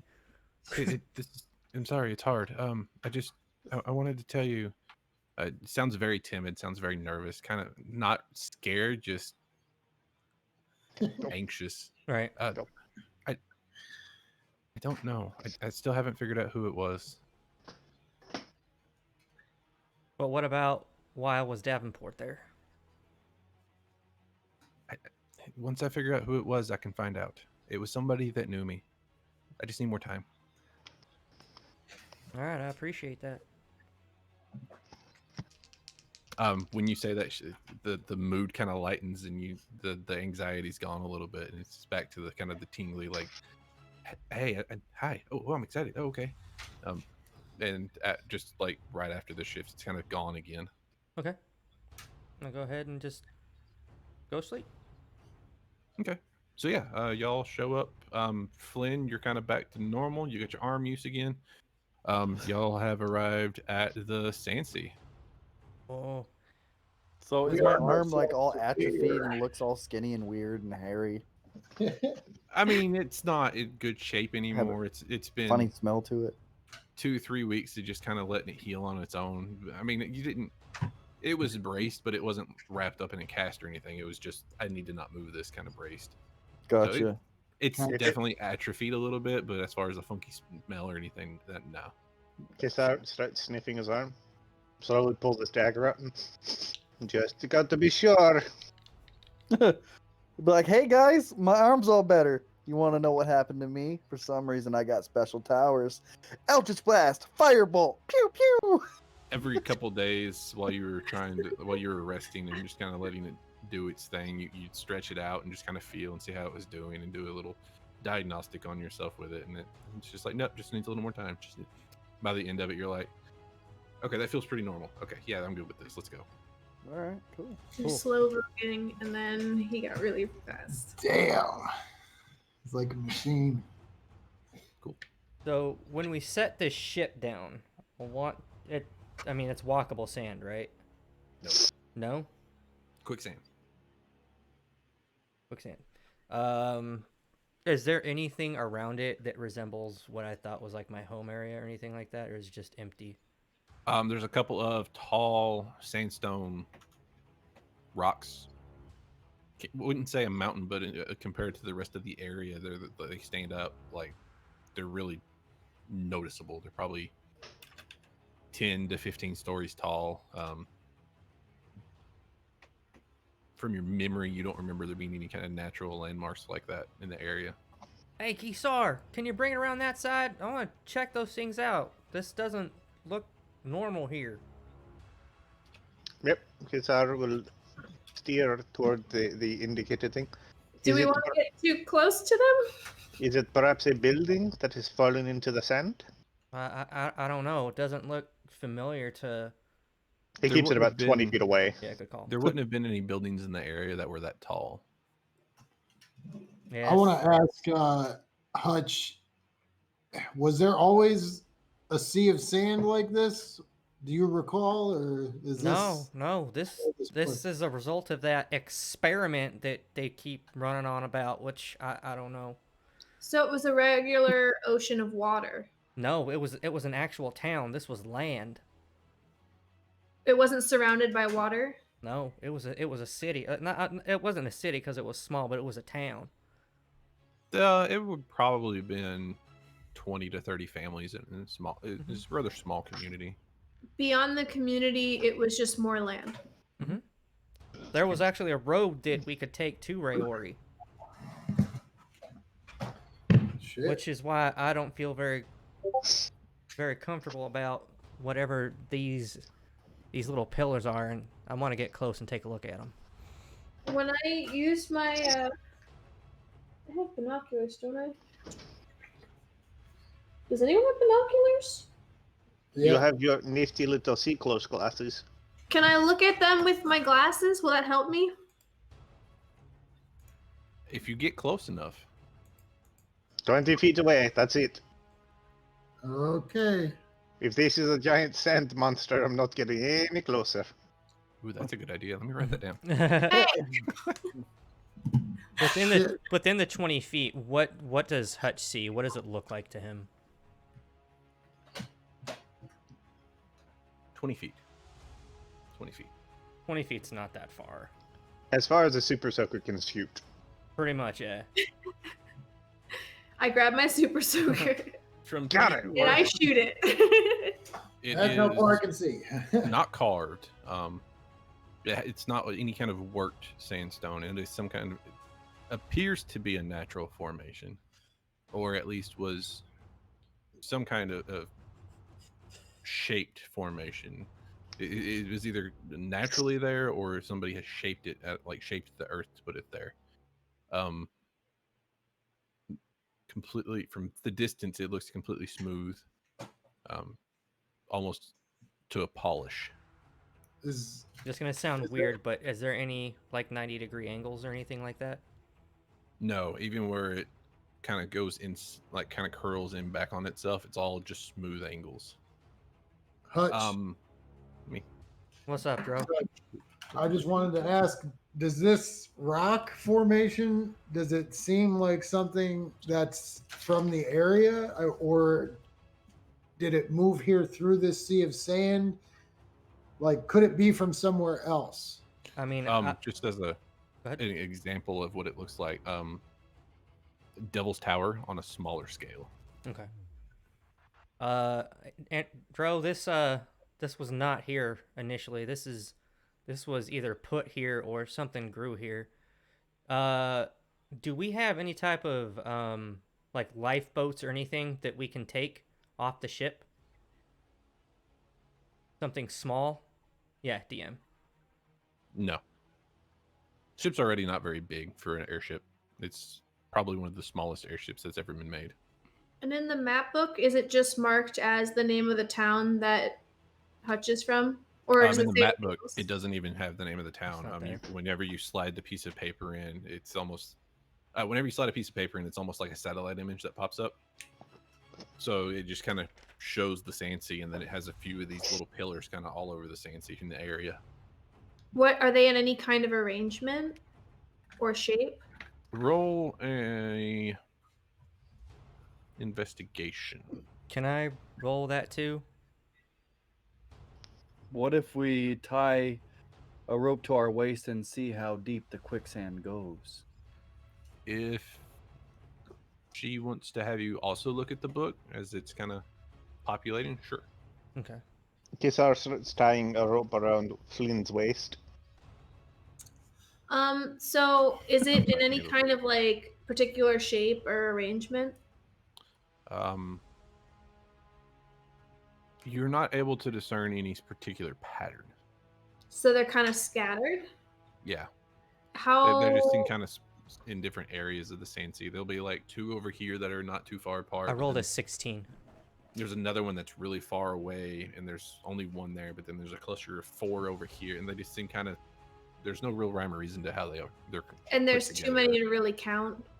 No, there's probably maybe because they're only in one area of the sand sea, and there's probably maybe 20 to 30 total. And what's beyond that? Just empty sand sea. So empty sand sea and then about 40 of those? I start I would stepping say- over the rail. 20 to 30. Oh, Yeah. 20 to 30, sorry. Kisar ties off to the rail so he can climb back up if he wants to. We'll say there's 26 of them, just to give it a flat number. I suppose I'm going to provide extra muscle for whatever endeavor So, Flynn's on. I wanna point this out to whoever is around me. Be like, hey, look at this. There's about like 26 of these kind of scattered in one area, but nothing beyond that. Kisar wonders if perhaps they are set up like constellations in the sky.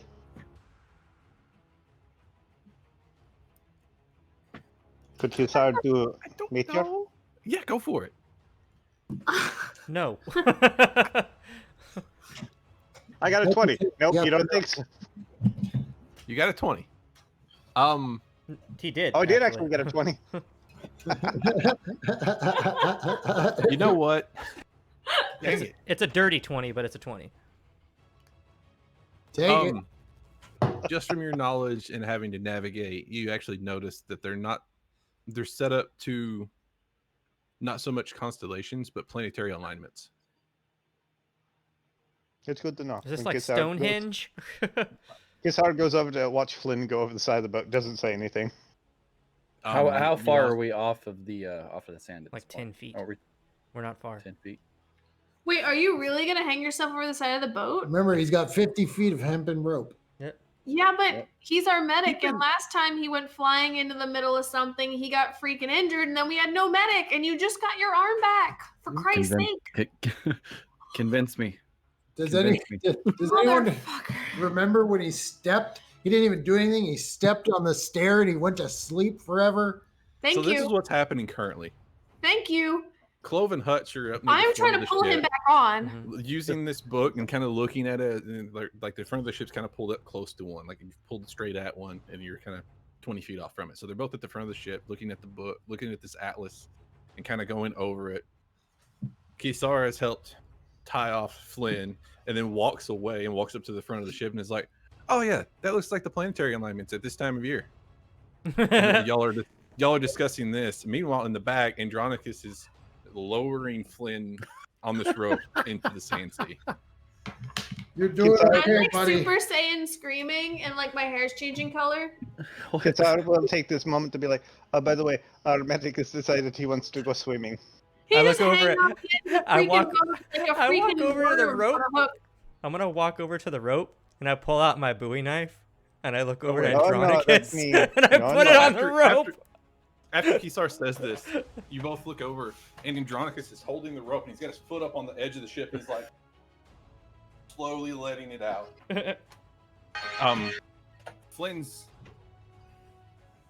your toes, the ends of your feet, probably like up to your calf, is in the sand sea. What do you see, you What do moron? you feel? Is it warm? Feels like a bunch of little gremlin tongues licking my calf. It does. Cats. So there is a warmth coming from the sand sea. It Feels both like just cats. from the light and all the radiation that is collecting off the light, but also there's the friction and everything generates its own warmth, almost geothermal. There's a lot of, almost feels like a sand jacuzzi. Dude, your feet are gonna be beautiful when you get Right? out of there. Nice and sandblasted. Sanded Does off. he see? Yeah, or they're just gonna be gone. You walked Like away, little but fake legs. What do I see? do you What see any is- carvings or etchings or any type of symbols on Do there? I see anything? You have peg Um, legs now. Being about 30 more feet from And a the rock noodle arm. itself, no. While you're down there, though, looking up at the ship, you're actually able to see where the ship had landed pretty hard against the water. There's where it's kind of, they come to a point and meet. It's been pushed in pretty far. It definitely needs repairs at some point. It's not like super pressing. It's not like, oh, the ship's going to crash if it doesn't get repairs. But if you takes another hard landing, it probably will be very dangerous. From my experience with using men, do I think men will repair this? Yeah, absolutely No, shouldn't. it's much too big. Men's like a bottle of super Small glue. things, This is exactly. like, I'm I gonna. need a whole new board. I want to Like yell I just down. broke to my Flynn. pencil. I'm gonna mend it really quick. Yeah. I want to yell down to Flynn. What do you see, dude? That ship's pretty banged up, but I didn't see nothing besides a bunch of sand. How far into the sand do you want to go? I'm not going any farther other than where I'm at, because if I put too much surface area on the sand, it's gonna pull me under. I Okay. say, hey, Dro, pull him up. I got a stupid idea. Poland. That was a stupid idea. It's Uh, about to Tomb get Raider even dumber, Klondike. sweetheart. So hold on to your hats. Okay. All right, so I sit there. No more dangling our medic over dangerous things, please. Kisar believes that this is aversion therapy. If we let him do enough dumb things, eventually he will learn to stop doing dumb things. Virgin therapy. That I sounds amazing. want to untie the Um, rope from Flynn, untie it, and wrap it around myself. And I'm like, Andronicus. I kind of walk over him. I put my hand on his shoulder and say, if I don't make it back, keep this team alive. And I dive over the side with the rope on me, Do the Okay. thumbs up Like, thing. Do the thumbs up thing. like straight I down. grab it. Yeah, grab you're it. still holding it, obviously. It's tied off, thank God. You're gonna burn your hand. I'm strong. Don't do it.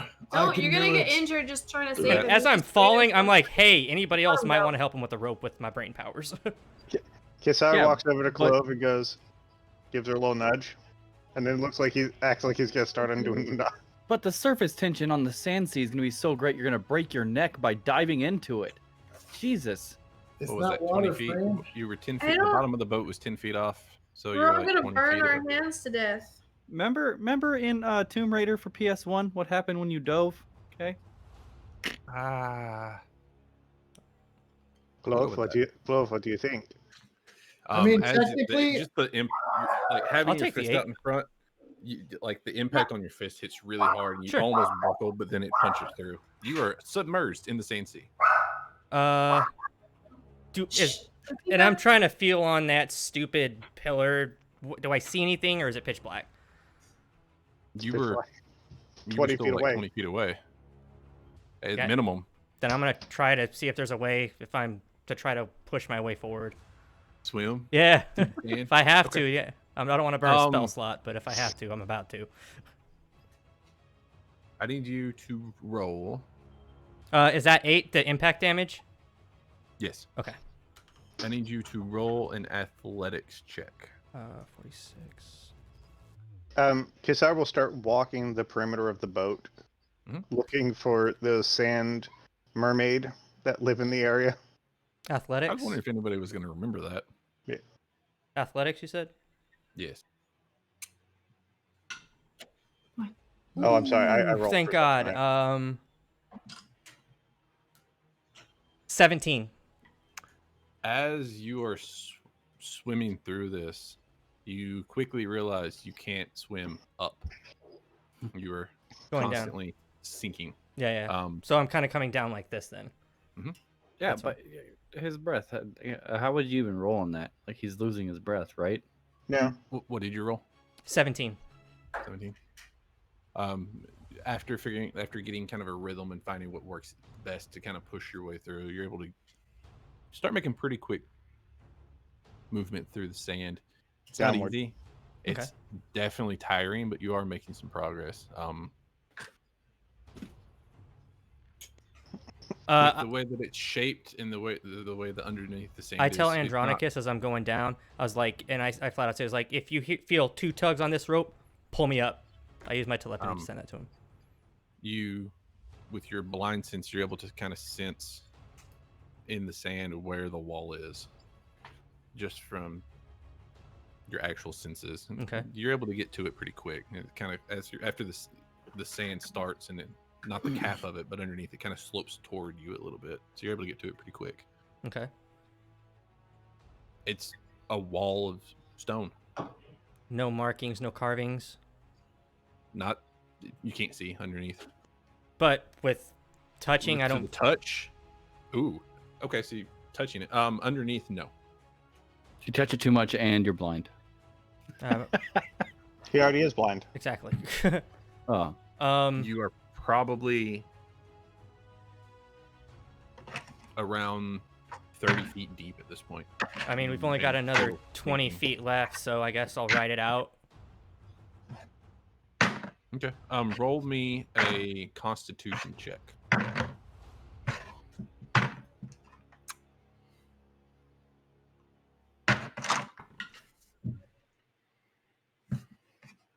Nine. About the time that you're able to rub your hands on it and feel that it's just completely smooth underneath the surface, you start feeling the need for air very quickly. How much more do I have to go? As far as till I hit the end of the rope. I don't know. I don't know how long the rope was, but your 50 lungs feet. are burning. We're at 50 feet. Rope's pretty much at its limit right now, but your lungs are burning. And I've reached the length as far as the rope goes, and see.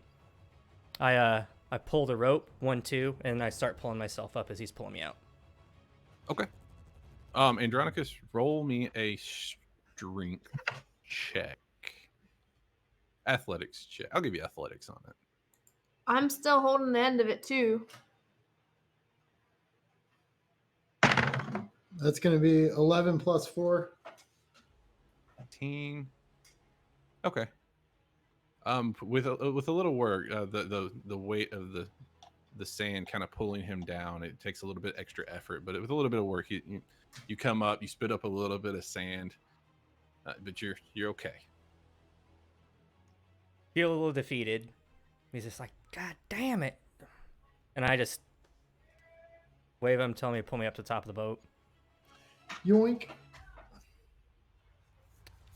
Well, there's two things here. Either we don't got enough rope to get to the bottom of whatever may or may not be down there, or there is nothing down there.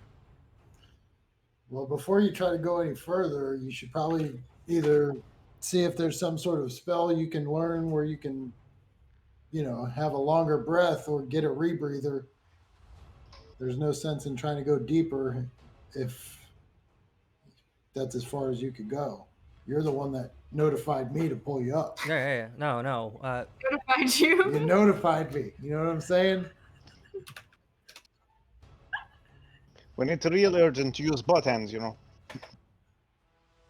Well, I mean, I don't think we're going to get any answers from whatever is going on down here. I didn't feel anything. I mean, we might as well just leave at this point.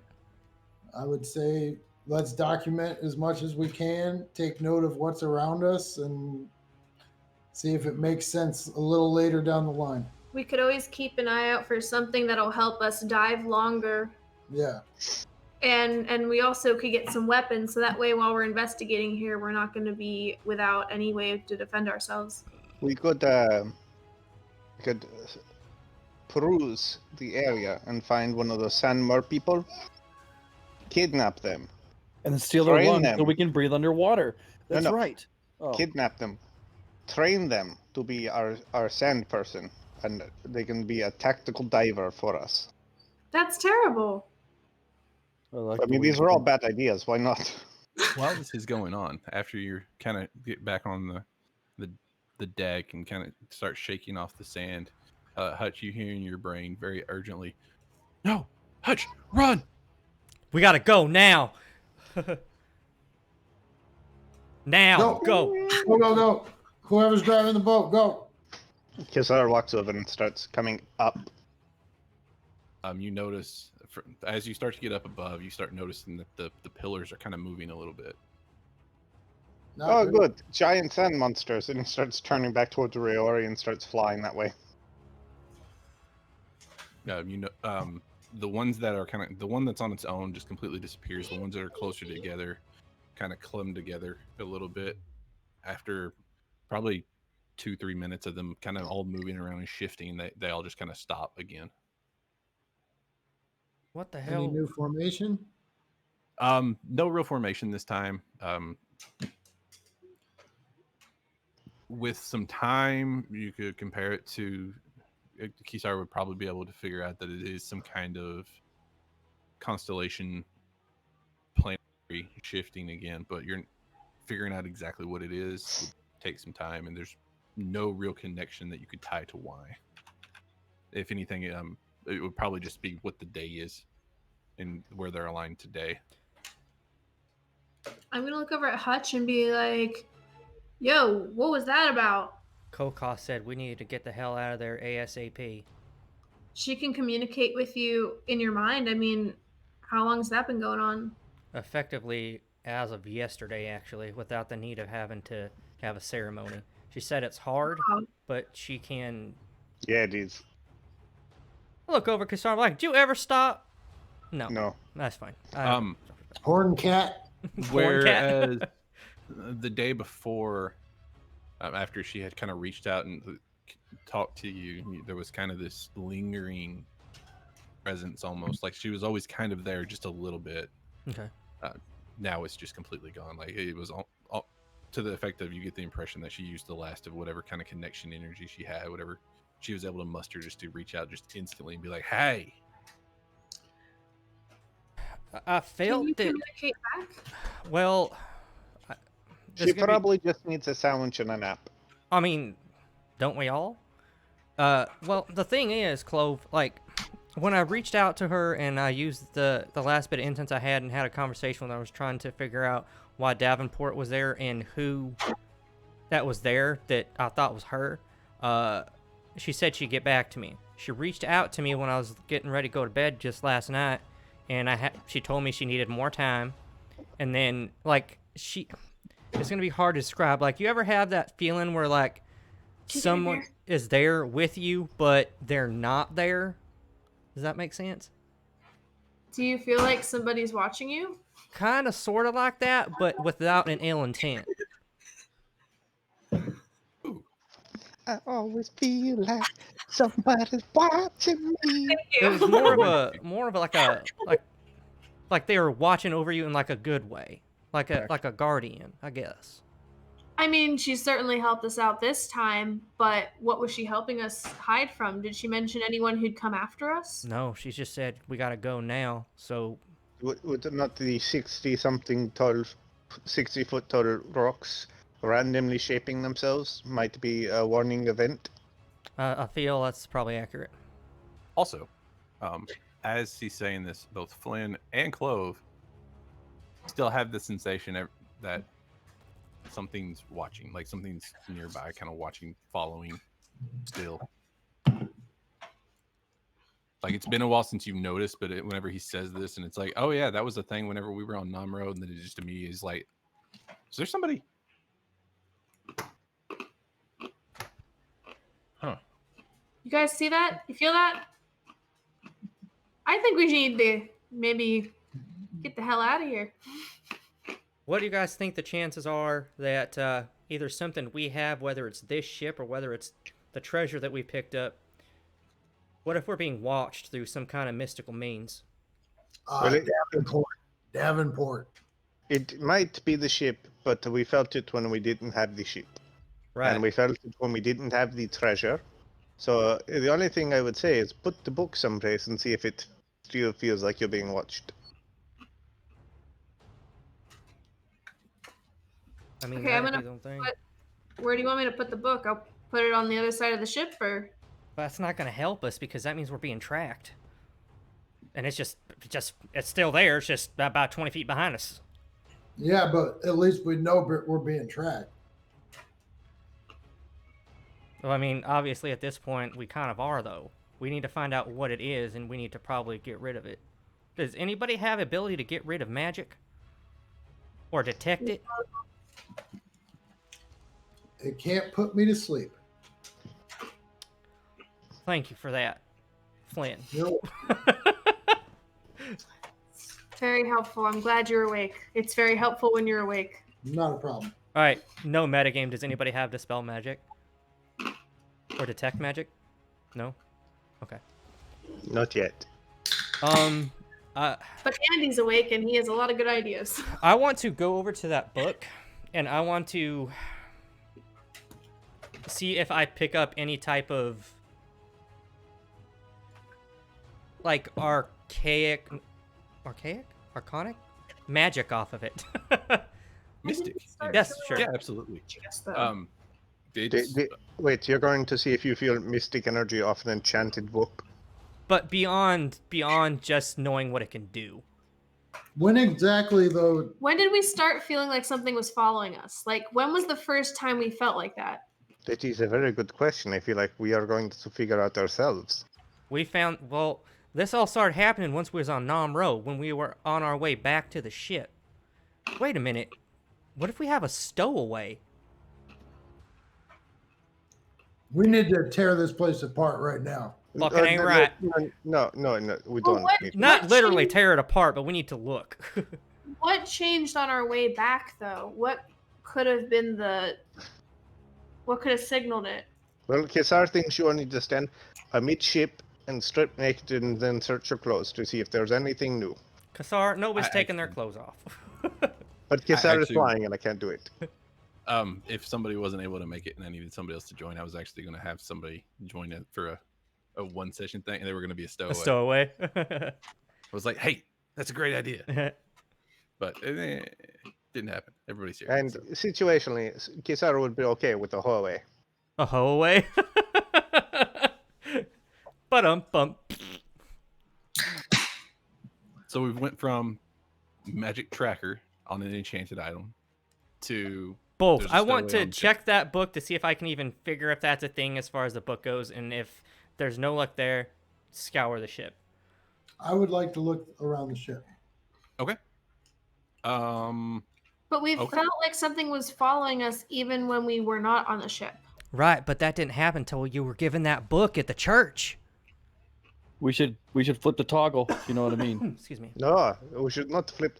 Wait, did we feel that way when we first got the book, but we weren't When you were paid yet? exactly, Or did that you book part- was given to you as a hey, I'm giving this to you. Use it along your way.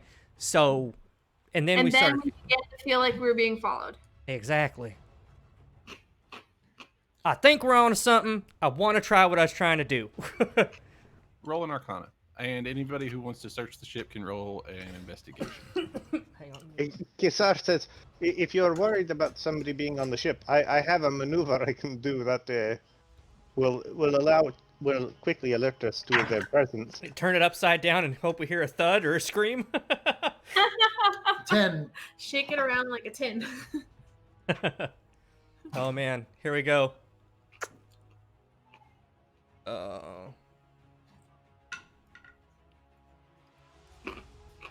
17.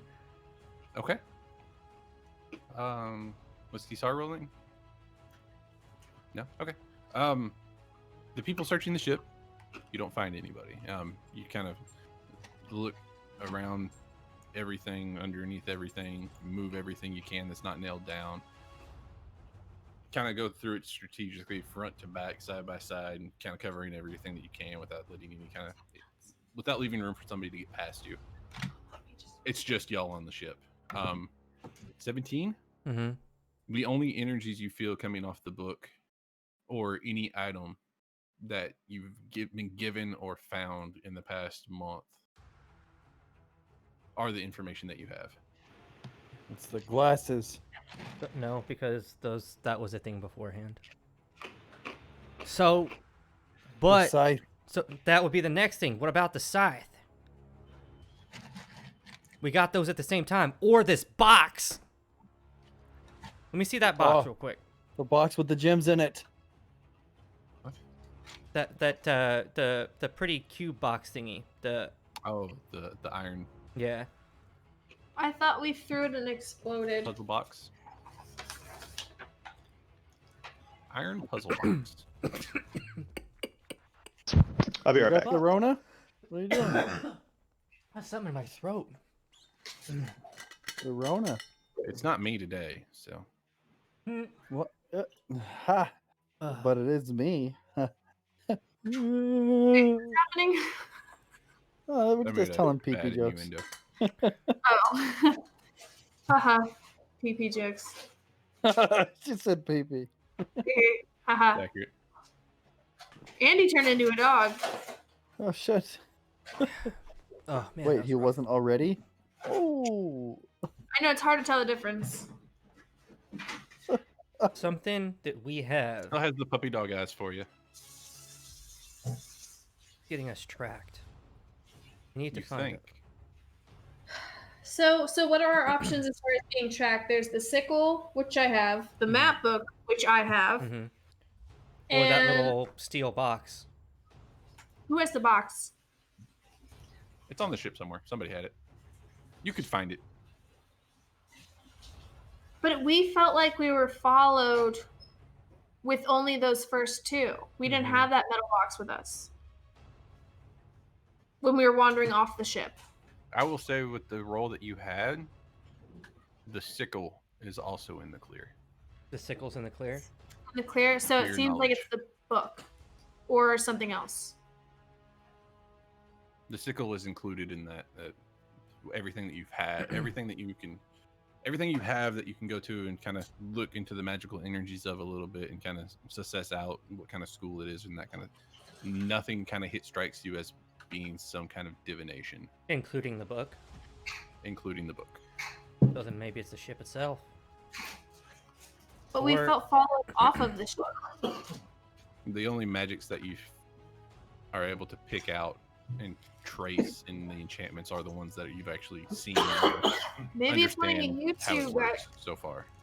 Maybe it's one of you two guys who don't know who you are and you're wandering around being controlled by people. Now I know there is an ability that I have been offered, but I have chosen not to take. And this is going to be completely out of left field, and y'all gonna sound. This may sound crazy to you, but I've been offered, but I've declined It it. sounds crazy. Right, but as a warlock, I do have the ability to see through somebody else's eyes. Wait, you're a warlock? Mm-hmm. And I'm not talking about scry. It's a skill. So unless maybe one of us is a vessel or something like that, then I don't know. I mean, we're on our way back to Rayora, so I guess we can just figure it out when we get there. I mean, Flynn is a vessel for Kesar. Yeah, for your pee-pee. I got it. Yeah. That's cute. So when are y'all getting married? What's the date? Nothing? I didn't get an invitation. What the hell? Yeah, that's what I'm saying. Please, I can do better than him. I look over at Flynn, I'm like, well, he's not wrong. Yikes. Big yikes. Well, I don't know. He just looked at him. You knew what this was. So, Do I remember seeing anything out of the ordinary underneath the ship while I was swinging around like an idiot? Not beyond what you saw. Nothing else. Like there wouldn't be anything else that you would have seen. man, one of us really needs detect magic. Because what if we are getting scryed on? This sucks. Oh no. Well, if your concern is that we are being scryed upon, then when we get to Rayori, perhaps we look to invest in anti-scrying amulets. Yeah, I think that's a good idea. If you hear from your lady, you better ask her about this. If she gets a hold of me, we're in trouble, because I don't know where the hell I last saw her. Well, how about this? I mean, Does she want to join our crew? She sounds strong. she gives me all my abilities, and I mean, I'm grateful for that, and she's helped us out to get to this point. But I have an idea. I will get once we get to Rayori, I will go ahead and I will get some more materials, and I'll try to have another conversation with her, because I don't have any more materials at the moment to have that conversation for that ritual right now. Tutorials. But I guess in the meantime, just I'd say stay on your toes.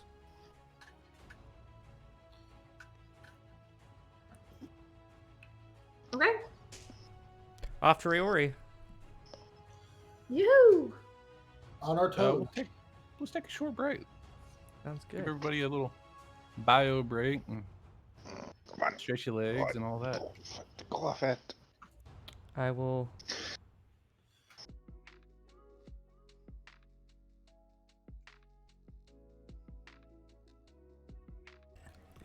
Hello again. We're back. So that happened. We're back in Rayori. A few miles out, Kesar will make it. Well, I guess flying ships aren't that uncommon in Rayori, so never mind. I mean, you could set it down and bring it into the dock, or you could take it to the airport.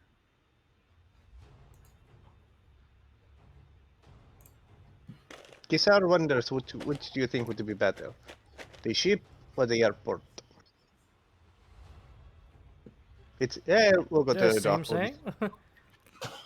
I think the fees are different at the airport, or more expensive. We got jewels.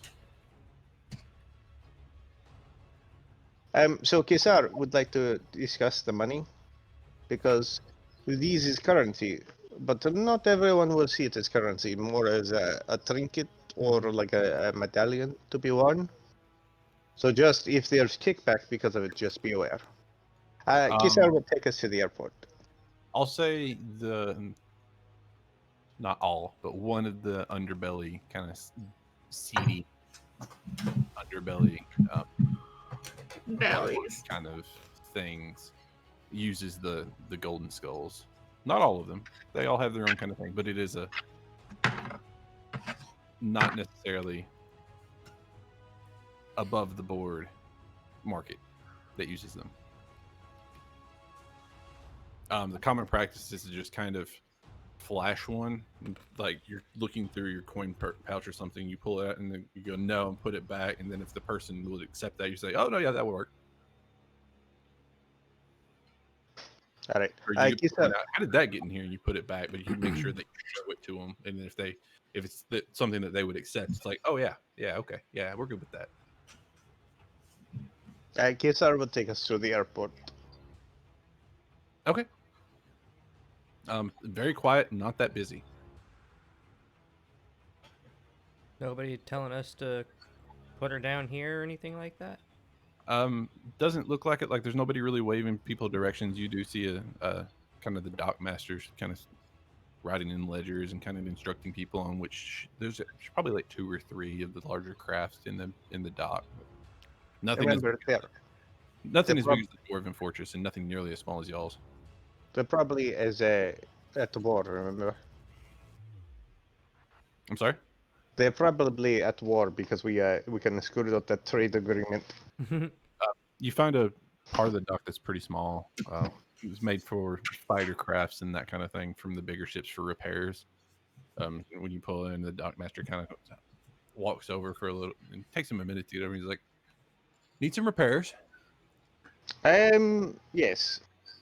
We had a unfortunate fall into the water, and as you can see, the running board on the bottom is a little beat up. We need some cannons too. It's a unique looking ship. It is an odd family heirloom. Lucky family. All right. I'll get repairs started. Would it be possible to procure armaments because the skies have become much more dangerous of late? What are you looking for? I walk him. He's like, we had thought perhaps some cannons for the front and a couple for the back.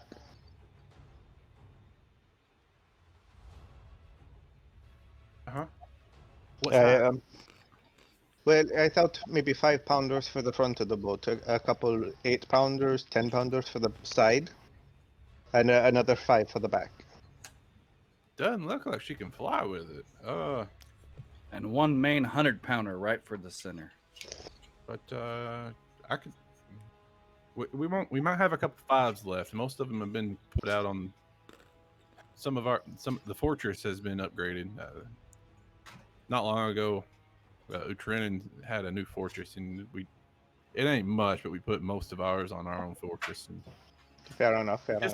But we do have a couple 5s left. Andronicus, what do you think? 5s on the side or in the front and back? What's our option again as far as size? 5 pounds. 5? That's it. Yes. A start is always a good place to begin. I mean, I guess the front, but then we can only shoot what's in front of us. So We do one in front and one in back, if possible. yeah. One in front and one in back. Let me look at the ship map here real quick. I want to ask the feller if what other kind of Excuse me. defensive measures he'd recommend if he doesn't have cannons. If there's something else he'd recommend. As far as defensive for the ship that size, there ain't much you can get beyond cannons. They just don't have they can't stay up with much else. So one in the front and one in the back, huh? Up on behind the helm, up on that little. Yes, that is what I was thinking. You get a winch, Okay. or You need a turret on that, huh? Yeah, that might not be a bad idea. well, no. Could we just use our anchor as a winch? Now, are you wanting the front one to be stationary, or do you Something were else. you want a Possibly turret a on that one as harpoon. well? What is something that could I blast sand? decided that if perhaps you could like a 45-degree rotation. Okay. And he's like making a list as he's going of what like the different things. He's like, okay. Is there any way we can reinforce the bottom of the boat? Oh, something maybe a little bit thicker. Okay. Or like Put that one on of there, those too. little lifeboats that Kisar was asking about. Oh, need a dinghy. Sit down occasionally. Okay. Dinghy. Yeah. Yeah, we okay. need a dinghy. And this list just kind of keeps going. And he hasn't like anything yet. And he's like, okay. Anything else I can put on here for you? No, I think that would be it. Restock the provisions. Absolutely, part of Should it. we ask about? The ballpark. How much do you think this would run? Oh, he sets it down. Like he kind of holds it in one hand, pulls out his other hand, and he's holding the abacus and kind of holds it up to the paper and puts it on the front. And he starts to slide. Huh. Kisar motions whoever's got the chest of money over. Yeah. Or Yep. did we just grab like a pouch full? You should use minor illusion. Be like, hey, there's a lot more than it looks like. Here you go. Do you think Hand it to him. Avatar has an account for us as his With the adjustment, employees? with the adjustments on the cannons, those are going to run about 200 to 300 a piece, depending on how hard it is to get the turrets to anchor. Mhm. The reinforcements is probably another 100 or so. Hutch is using telepathy, and he's just like, "There's no fucking way we can afford this." Minor illusion. Do I it. think that should about cover it. And if we're doing a replacement on the bottom and reinforcing that, we won't even repair what's there. We'll go ahead and do a full rebuild down there. And then, oh, right, the little dinghy. That's a small boat. That's only probably 40 gold or so. So we can't afford the rims, huh? So we're looking at Spinning ones. I really wanted those spinning rims. Okay, just to I be wanna- Plane? just to be What safe. about the little license plate with the bling on it? Will you throw that in with it? That's going to be the next stop. No, shush. You just made the ship into a hoopty. Thank you. Fluffy dice. Depending on what goes wrong, things like that, probably 700-800. Okay. Yeah, Kisar pulls out one of the real quick medallions, kind of holds it off to the side. I think possibly we can have enough for all these. Begin the reinforcement on the bottom. We will get back to you in the next day about the cannons. He kind of looks at it and he's like, "Now hold on. I don't see many of those around here." And now, where did you come from again? Oh, we've been traveling around for about a month now, so I don't remember specifically. But we do odd jobs in places, and the one place was is the currency they offered. And how many of those do you have? Okay, Kisar, do not tell him the truth through telepathy. Oh, several. I don't have an exact count, but several. Mm-hmm.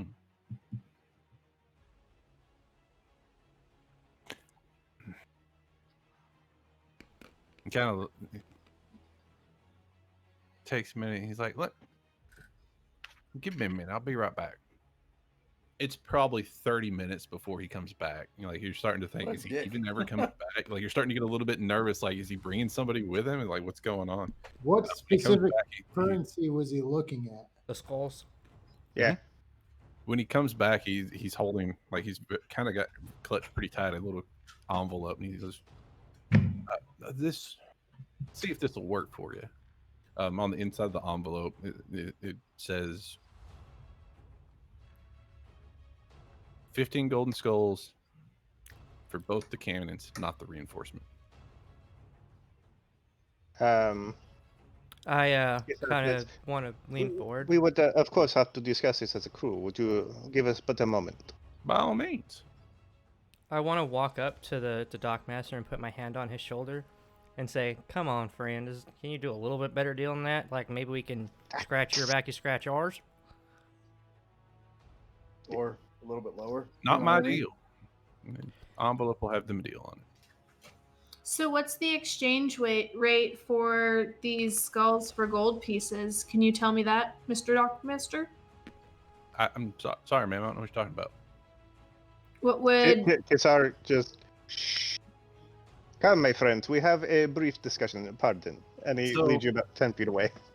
Think of the golden skulls, kind of the golden coins from John Wick. Right. Like it's not so much currency as it is a favor. from what? From John Wick. I don't think Sarah's seen John Wick. Okay. They use gold coins in John Wick, and there is like people have tried to figure out how much each one is worth. There is no value. But it buys a wide range of service. Yeah, like you can go into an armory store and put down a couple gold coins and get a full armament that you can anything you can carry out, or you can go in and get like a completely bulletproof vest for a couple. Like it's pretty much that I owe like this is me paying you however many favors. It's more of a exchange of favors that they use the gold coins for than it is an actual currency. Okay. And we have 20? so that he wants 15 of those, so we'd only have 5 left. Okay, so Kesar leans and says, this is solely for the 2 5-pound cannons to the front and the back, and none of the repairs. Oh yes. No, Kesar's talking to the party. Oh, gotcha. We moved 10 feet away. Kesar will see if he can negotiate a better price. Is everyone okay with these? I was about to, and you pulled me away. Well, because sometimes the magical approach should be the last resort, not the first one. Cantrip's not technically. I will say from your knowledge of being the ship fair and seeing these before, there is no negotiation. Like if they catch you with the price, like it's just that's it. You can take it or leave it. Okay. If you think that it's not worth that many, there's like nobody ever gets offended. Like there's no harm in saying, "Oh no, that's too much," or no, or even paying extra and being like, "No, let me pay you a little bit more because that's like Well, it's 100%. Just nobody gets their feelings hurt. This is just like I think it's this much. No. just to clarify, There's not really any haggling in that world. it doesn't have the same, I guess, meaning as it does in John Wick, right? It's not like we would be held accountable for some favors we owe somebody, right? No, that's the blood coin. This is just the little Okay. payment gold coins. I bought this from you. Here, let me give you a gold coin, or let me give you 2, or let me give you 5, or whatever. Okay, so I relate all that and like this is it for here. Like it's completely arbitrary to whoever's making the deal. If you want, we could try the shipyard later, but this is the price he will give us. And again, it is not with the repairs. It is solely the weapons.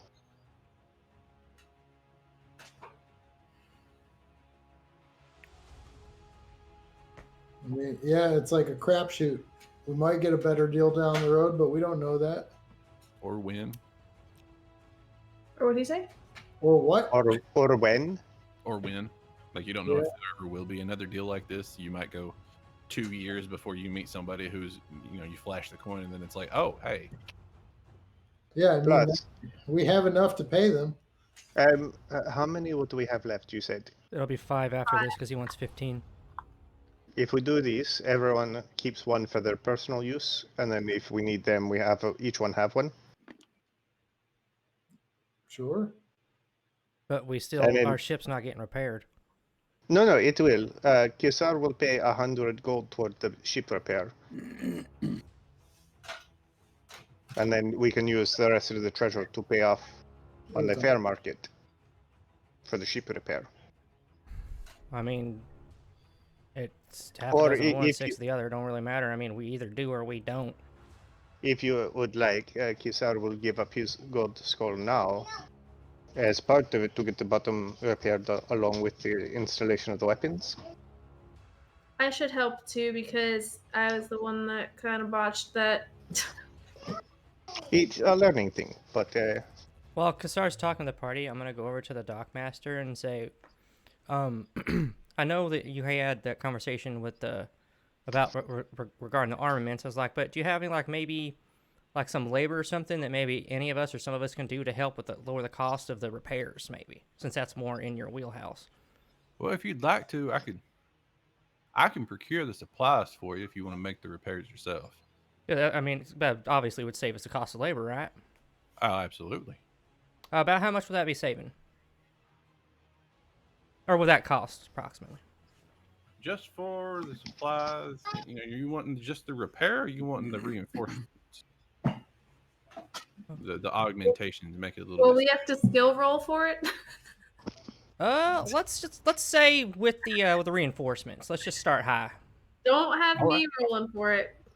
It's a bad idea. Just the lumber and the materials for that, I could probably get it for you for 30, 40 gold. Let's go ahead and do that. Yeah, let's do it that way. Deal. Kisar, does Kisar hear any of this? Sure. Kisar would ask when you became a shipwright. Well, when we had decided that there was no such thing as leadership on the boat, and the fact that I just saved us money, that's about when. And Yeah, I but give him the but- 40 gold. saving the money if we're not repairing it properly. Like, I don't know if I'm okay with that. That's doing a half-assed job, possibly. But if we do, I mean, we can save ourselves the money, or we can just be broke and have nothing and not afford a pot to piss in. I mean, Kassar would be broke. He offered to put up the money to get it repaired. 100 of that gold. Gold do you have? Right? Kisar has some gold. Kisar has some gold. How much gold I mean, do we because have? realistically, if we don't figure out how to do this on our own now, what happens if we're broke down and we need to repair the ship by ourselves out in the middle of nowhere anyway? Then we would have a certain friend of ours back at our headquarters teach us the proper way of doing it. I say save the coin and we try it ourselves. Like, are we able to use your tools and I imagine all that while we're here? I mean, can't Polar On the dock, fix it? yeah. Yes, Probably. Polar could. So then we take the ship back there and have him reinforce it. And we're back to us saving money. I mean, I would say do that rather than us try to do it ourselves. Okay. We'll buy the supplies. We'll get How the far is Polar from armaments. us? About Yeah. 2 About weeks. 2 weeks travel. I mean, it's a very Are we? But the first transaction, is everyone okay with that? What was the first one? The skulls? Yes. Yes. I'm okay with it. Do we get some ammunition with it too? He hasn't said. I would clarify that. My friend, for this price, could we procure ammunition as well? Yes. I don't know. Please, would you make sure Yeah, that this is a condition that can be met? I don't want to bake the bread. Blah, blah, blah, blah. Break the bank. Blah, blah, blah. Beep. You can't drive the car off the lot without any gas in it. Am I right? Yeah. I'll ask, Okay. I appreciate that. but I can't go back without word. So we either say we do it or we don't. I mean, at this point, we do it. At least then we would have intimidation on our side. Anything coming at us would know. Kistar would say for the several brushes we have had with air things, it is a good. It might be cheaper elsewhere, but it is a good thing to have now. Even if we can't put any cannonballs in it. We would just have to buy that separate. That's all. Start firing forks. Exactly. Why can't we ask any further questions about this deal? It's just the way the deals are done. I mean, we are champions of Whoever Vuldan, so I mean, Whoever was looking for that deal, whoever was offering that deal to, hey, I will pay the gold for this. Like somebody had given him word, hey, if anybody comes in with these, I'm looking for these. I need to call in a favor from somebody. I'll pay up this much for whatever they need. And it was like, oh, they're wanting cannons. They've flashed this. How many? Oh, I need at least 15. Okay, cool. Goes back. They'll pay for your cannons if they'll pay. He did the math up to the amount of whatever it would cost for the cannons. He'll pay this much. He'll pay for the cannons, but he needs 15 of those. So when other people buy cannons, do they get cannonballs? As Yep. part of the armaments and included in the price, yeah, Okay, so usually it comes with it. usually. At least a small supply. Like it depends on how many you're looking for, but in a small. I mean, as long as they can give us something to protect ourselves in an absolute emergency, I'd be okay with that. I say buy the cannons. Worst case scenario, we get the cannonballs and stuff after the fact. It's not going to be. That's going to be the lowest of the cost. It's not going to be hard. I mean, We accept gratefully. So I pull Kisar aside for a moment and I'm like, do you want me to try to trail this guy back to whoever he's making this deal with? I admire the initiative, but no, because anyone who would make this deal for that coin will be watching as well, and that would be a whole host of trouble we don't want. Okay, I'll stick around here. No, we can leave the ship, and it is in a well, and they will, especially for this price, they will take good care of it. We can go into the city, no problem. Okay. My As friend, you- you have a deal. The golden skulls, he just kind of immediately just pockets them. Doesn't even recognize that they came in. He's like, all right, that's like he doesn't really like. You're like, oh, we have a deal, and he doesn't even acknowledge the fact that it's being done with this. He just slides them out of your hand and into his pocket. He's like, "Hi, got an order here." He kind of rips off the order sheet and hands it to him. And it was for the whole reinforcement materials. Yes, he's got it. He even got like he's telling him those installed. The rest of that below the line, just the supplies. We need it now. And see a couple people run off to go get started on it. So you will have on the main deck on the top, you'll have both a front, forward, and an aft cannon. And I will at some point figure out what those will do damage wise. Okay. Hopefully, I have a little bit to figure that out. All right, my friends. What else do we need in Rayori? Could you point us in the direction of a good emporium of mystical and mundane sundries? Sorry, I don't usually have those kinds of words. You'll just ask around. I'm sure you'll find somebody. Very good, thank you. Kisar starts walking out. And into town we go. Yep. I'm So ready who for has beer. business in Rayori? I'm sorry, I you know- cut out what? I know of 2 people who have business in Rayori, Mm-hmm. but potentially 3. Well, you want to get more of your ritual stuff, yes? Yep. And we're also looking for possibly anti-scrying type things. Yep. And I reckon me and Andronicus need to have some words with Mr. Davenport if that son of a bitch is even here. I would save that for last. That's fine. I agree. For the ritual materials, the incense you need is at least 10 gold worth of incense. Okay. The black candles are expensive. How so? Perhaps, young Clove, sweet Clove, perhaps you have some connections that could point us to good deals? I could, but as a favor and not because I'm sneaky. Yes, exactly. Because it is well known that we all have touches of the shade to us. Okay. I could try what I can, no guarantees. I appreciate this. I'll need my privacy this evening.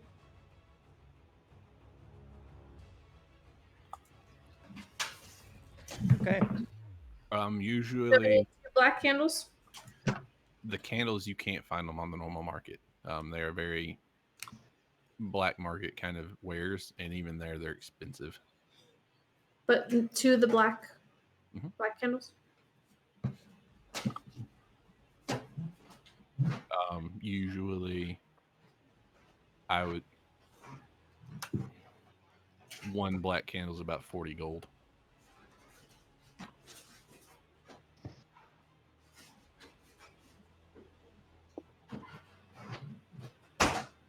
It can. I will say that the ritual can be done with one, but the more you have, the more stable the connection is. With only one, it might have a hard time even being able, like you'd have a vision and it would manifest, but communication would be hard. Sounds good. So it's 2. So 80.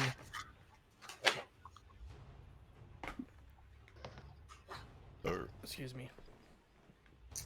I guess while everybody else is running around, if there's anywhere that I can investigate, like newspapers, town records, anything like that.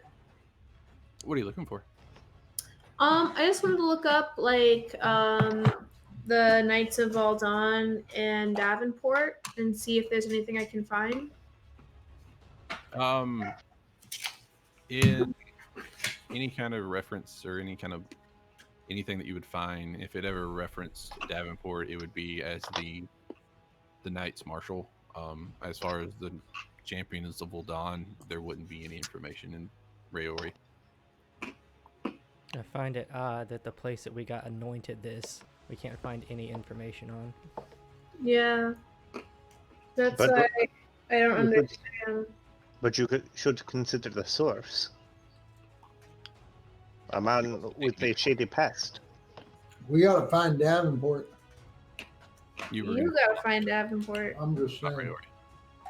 But it was still Davenport who told us. Right. It was Davenport who told you, but it was not done here. It was on Well, Vulcan. fair. Fair.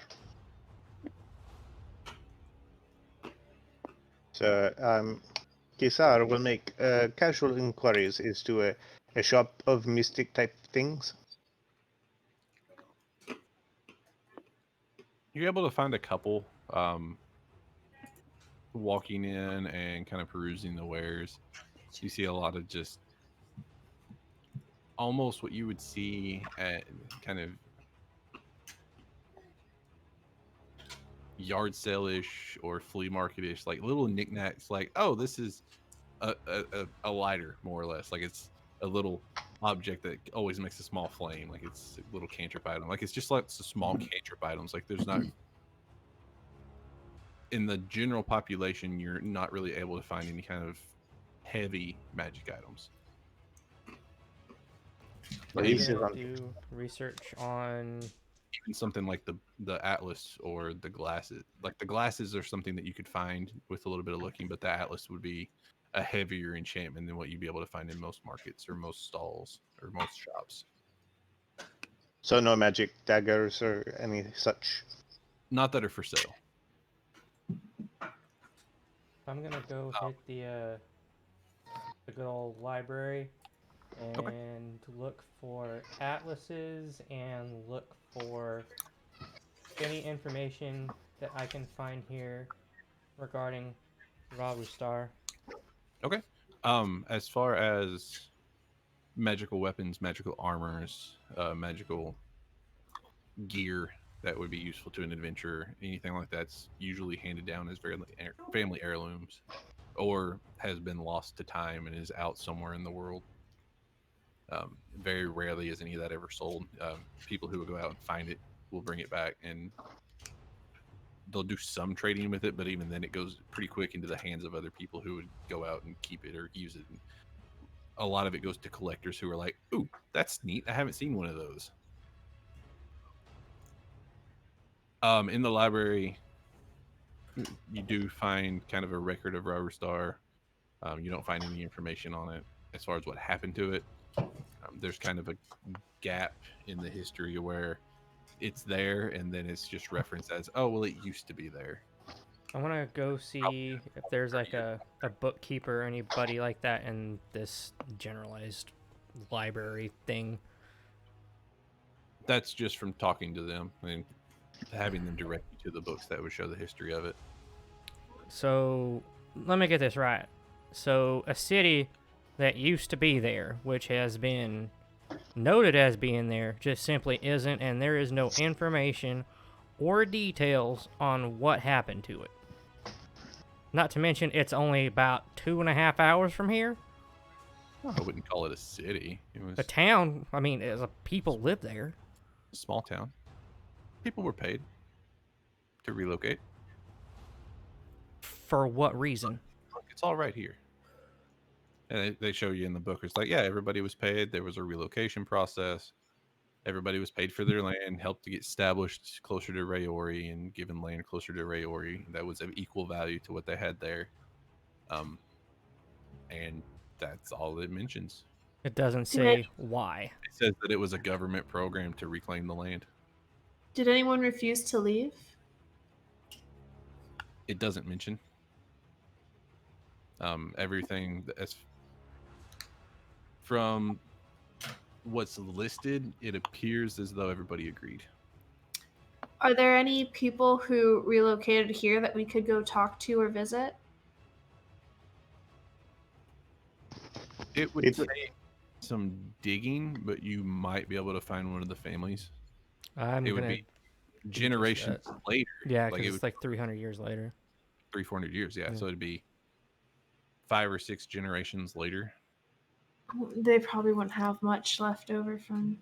I'm gonna try to just do the digging to see if I can find any cross-referencing to see exactly what Clove said, and see if I can find anything as far as them relocating to this area. And I'll take as long as it takes. You find a couple farmers out on the riverbanks and everything that have families that were relocating and given good farmland. One of the not low town, but one of the kind of the midtown pubs was a family from there. A couple shops, but it's just a little bit like there's a couple scattered here and there. And then if this from looking, you get the impression that a handful have moved off. Most of them have moved off after they came here. So at the pub, they said the pub was owned by a family from there. Yeah. That's gonna be my first stop. Okay. So I want to ask before we go. I want to ask the bookkeeper if they're familiar with map type books that you can take in pages and take out pages of. Don't think I've ever seen one of those. We do have Okay. atlases, and he kind of walks around, pulls out a book, and it's just a map of the area that somebody's hand drawn. Oh, okay, thank you. Just something I heard a rumor about. Oh, sure. Was there any mention in those books of the last name Hutchinson anywhere? For relocation? No. Okay. I'm going to the pub. Okay. So when we get to the tavern, I want to order something to drink. Me too. Please. I'm gonna go try to sell my manticore claws. Ah. Okay. Where would you like to try to sell those?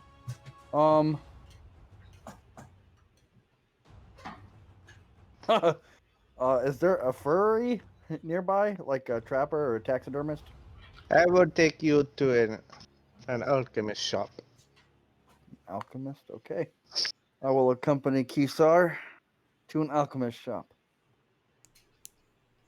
The pub that you find is the Majestic Cinnamon. It sounds like a strip club. It does. But a Who's good going in strip first? club. Could be. Wait, don't I already have a page in here for Ray Worry? As you start, probably like 50 feet away or so, and you start hearing this. Oh no. It's getting louder as you get close. No. They found a dance club. What was the Don't take anything from anyone. The majestic Someone having a cinnamon. sneezing attack. What Is are that a the cinnamon with an S or a C? See. It's not cinnamon like a 19-year-old Pilates You instructor. get your hair gel. as soon as we get there, after we've sat down, wait for the Dance club. server to come over, and I would like to speak to them. Absolutely. Before too long, probably late 20 something, early 30 something lady walks over and can I get you anything? Yeah, y'all fancy a round of drinks? Yep. I'll take 2 bright lines, please. Okay, and Anybody else? Ow. okay. 2 ales. Yeah, me and Andros take an ale. Flynn, probably water or something. Me and Kisar are going to an alchemist. Okay, so that's just us 3. That's fine. Okay. Any food, anything like that? Whatever you got on special. Okay. I'll be right back. Walks off. And, Well, wait, before you take off, ma'am. yes. Yes. Uh, are you just one of the workers here, or is this part of your family-owned business? Oh, I just work here. Yeah, I just work here. Can you please, if you would ever be so kind, to point me into the direction of either one of your higher-ups or maybe even the owner of this establishment? Something wrong? No, actually, it's just a personal inquiry. I might be a distant relative. Oh, all right. I'll send somebody out. Give me a little while. Thank you. I'll come back with the drinks first. She comes back. The bright wine that she comes back was a pale yellow, has a very syrupy texture. Not served in any kind of glass. It's in a, like actually kind of a mug. Different runes carved in the side of it. It's like very much their top shelf kind of mugs that they pull for it. Has a taste of blackberries in it. The ale, really dark, kind of bitter. Has a good, powerful dark note to it. It's just really, really strong, good ale. Nice. It's probably 30 minutes, and then she finally comes back out. They'll be right with you. It's busy in the back. They'll be out when they can. Okay. What's happening in the back? Drink my beer. I mean, we're at a pub. People are drinking. They're making food. Restaurants get busy. Maybe they're in the middle of a pandemic. So a little bit of time passes, and pretty old-looking guy walks out. Like he's probably in his early 70s. Hasn't had a great life. He's just making do. He's got an apron on, and there's like stains all over it and everything. He's had a pretty busy day. He's like, yeah. I'm sorry to be pulling you from your duties, but do you own this place, sir? I do. I was doing some like research and stuff like that, and says that this establishment's original owners, and I imagine they're probably your relatives or something like that, are transplants from Rare Star. Is that accurate? Well, I believe that's what I believe so. All I've ever known. I grew up here. Did your family buy this from another family, or have you guys always owned this and just been passed down? As far as I know, we've owned it.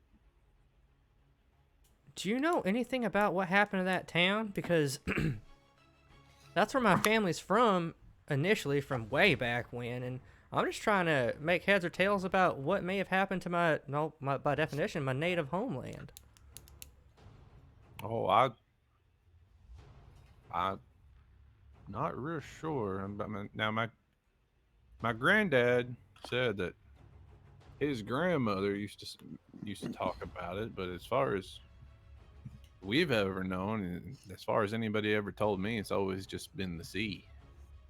Well, when she was talking, when she went on her rambles, what information did you guys all pick up that might have been passed down? Oh, I don't have a clue. My granddad passed when I was real young, and I didn't really get to talk to him much. Mom and Dad didn't talk about it. Do you know why they may have come here? No. Well, I appreciate your time. If I mean, business is good, but yeah, I mean, it was a very small town from what I've been told, and I'm just trying to figure out where I came from and all that good stuff. But I reckon if you find anything, do you have any rooms here for the night? I'll have to check. We're pretty full up. How many rooms do you need?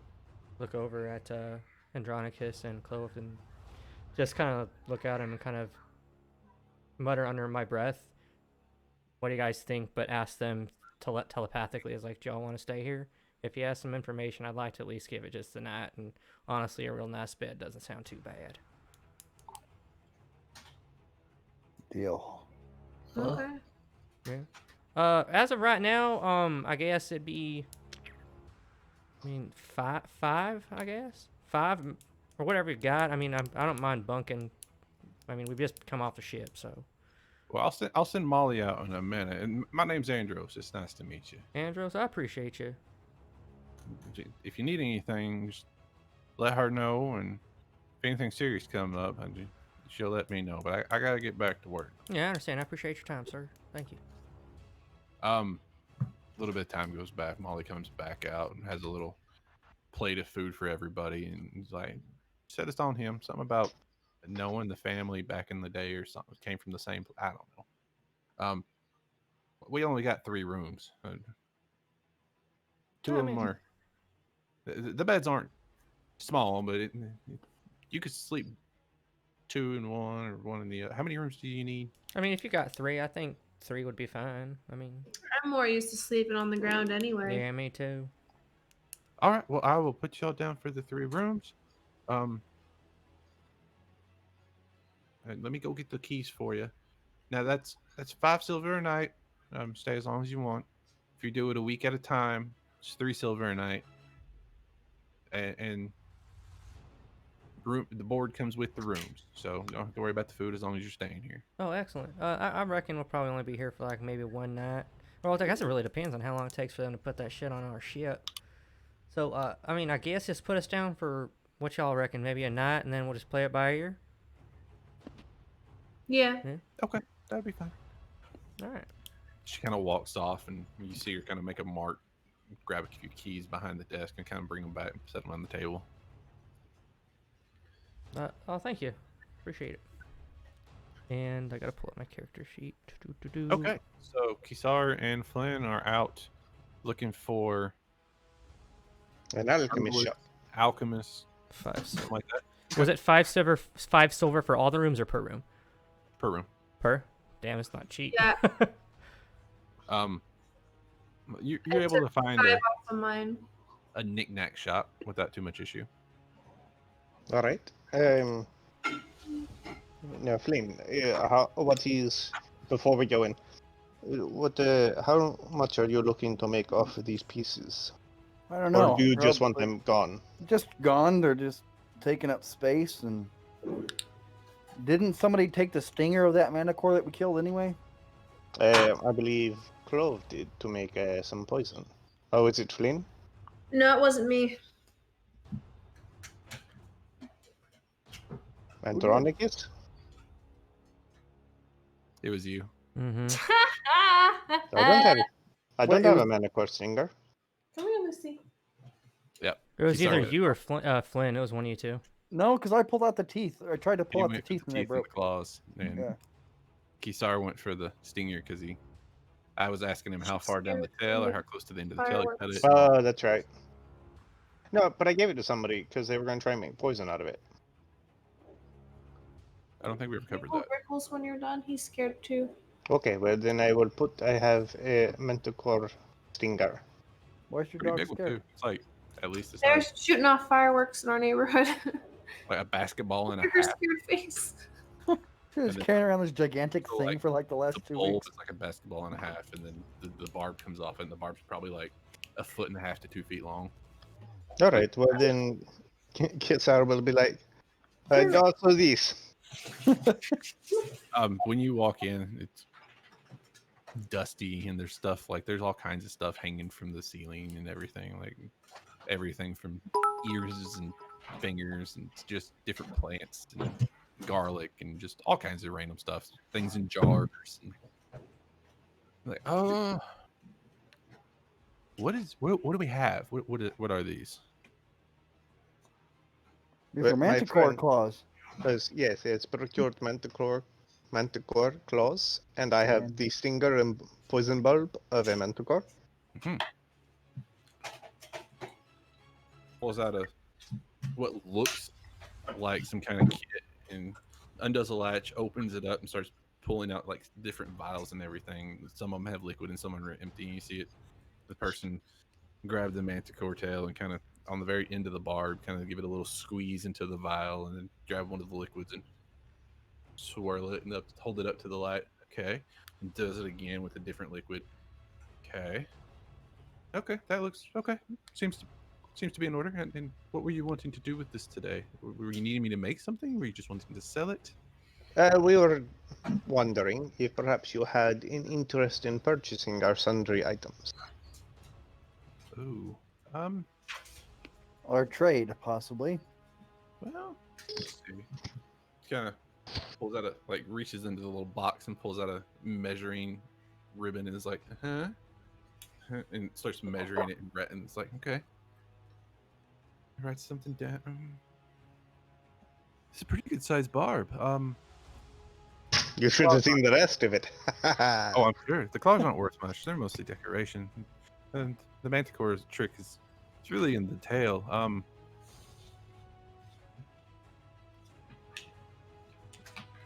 I would be willing to. I don't have many come through.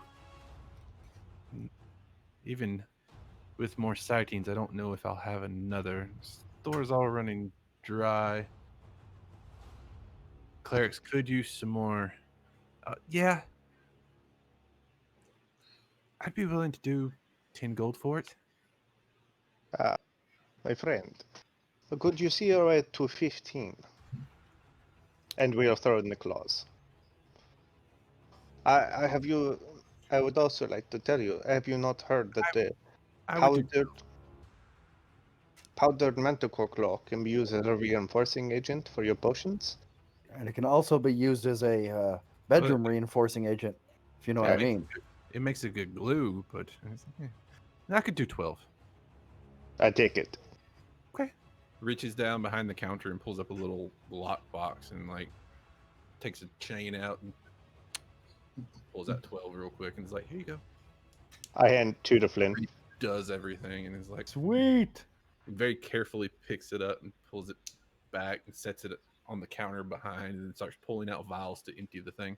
No, Before you walk out trips the door, into half it. the vials are full and the poison bladder on the barb is already half deflated. Now, my friend, if we happen upon more, would you be willing to make the same arrangement again? Give me a second. Goes ahead and empties out the rest of it, and you pull out a scalpel and cut it open and really empty it out very carefully, not to get anything on her. She keeps going and starts counting up how many vials she has, and putting stoppers on each one as she goes, and it's like, I don't think I need any more. This should do me for quite a while. It's not very often that it's needed. I was just running low. Is there anything that you're looking for that might get us top dollar? I haven't had any orders recently, but are you going to be here in town? We will. Yeah, for a few for days, some yes. time. A few days? Okay. I could put in word and see, and I get the impression that y'all run into things like this. You'll travel quite a bit, and I could ask around, see if anybody's looking for anything. We will check in tomorrow then. Oh, good. Okay, very well. Give me 2 days. Deal. Fair enough. And then we leave. We do. Cool.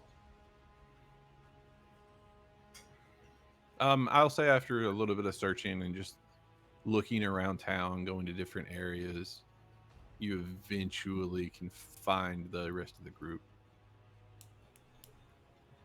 At the pub, drinking. A pub. Yeah. Well, Kisar would like to say that today, and he jingles a small pouch with his 10 gold in it, was a profitable day for Kisar. I'm like, why don't you go ahead and take some of that money you got there, and why don't you go ahead and fork over about 5 silver my way, fell?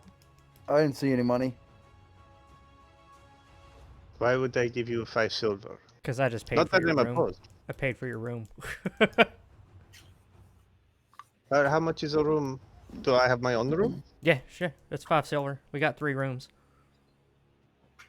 He takes out 2 silver. I said 5. You said 5. But if you and I are bunking together, I will pay half. I mean, you can have your own room. Like, I'll sleep on the floor. Like, we got 3. I mean, right, fuck it. All right, fine, 2. I'm sleeping with you. He pulls out 5 copper. There you go. Easy as well. I'm converting it to silver. That's 1 silver, though. You 5 said 2. copper? Yeah. Yeah, I think I'm gonna pay 5 for my own room because I have to get those candles. Fine, then I give you 3 coppers. Hey, Or then I give you you want to 3 share silver. rooms again? There was only 3 rooms. No, I've already conquered that mountain. Just 3. Huh, Yeah, looks it's like okay. Flynn's sleeping by I want himself. one for myself. I go into a trance right there. Yeah, Flynn, Andronicus, y'all bunk together. We'll give Clove her own room for her privacy. She got stuff to take care of, and I'll bunk with Kassar. You all right with that? Deal. Yep. Deal. All right. Hey, Hutch, I have a song. Go ahead. I'm sorry. As I'm drinking my wine, I kind of want to like mill around the bar and see if there's any kind of like family heirlooms or old pictures or anything interesting.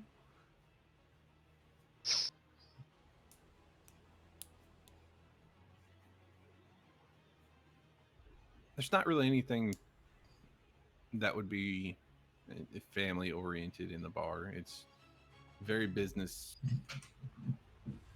just from the top down. Like, it's just kind of busy all day. It's in a pretty decent spot of town. It's not like Cracker Barrel with all the stuff Right. they put up on the wall. So like expensive. opposite Cracker Barrel. It's not shenanigans. Oh man. Sucks. Damn it. I'm not gonna get any information. All right. Well, we gotta wait for our ship to get ready. When we were selling our sundry items, there was a medical type herbalist type person who bought the manticore stinger for 10 gold. Mm-hmm.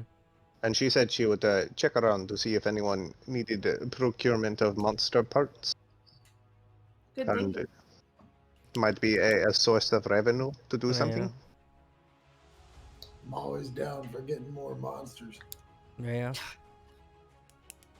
You know, because sometimes I feel like a monster. I'm friends with the monster that's under my bed. You know, along with voices inside my head. But you have actual voices inside your head, so that's just a little unnerving. It's a little Yeah, that's- ironic. What we're worried about. I mean, things talk to me. That's not inaccurate. But Yikes. I remember the last time that happened. I gotta Yeah. say So, though, I find it a little odd that nobody around here has any fucking idea that. Wait a minute. Wait, DM, where did you say the other names were, or other spots in town? You said there was a spot down by the There's- river, a family by the river. Yeah, down at opposite the Sand Sea on the other side, on the actual coastline where the tide comes in. There's a small river that runs through town. It rain season and also tidal Mm-hmm. rise on it.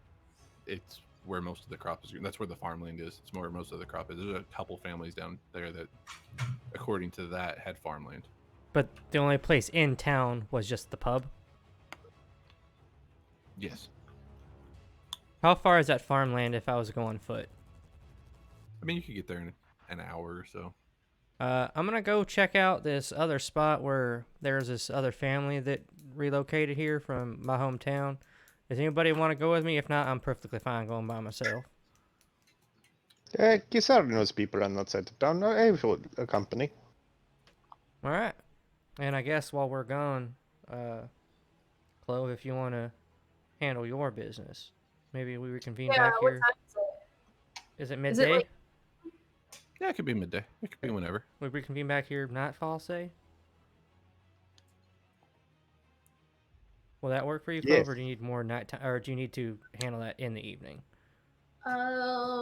dope, blah, blah, blah, blah, blah, blah, blah.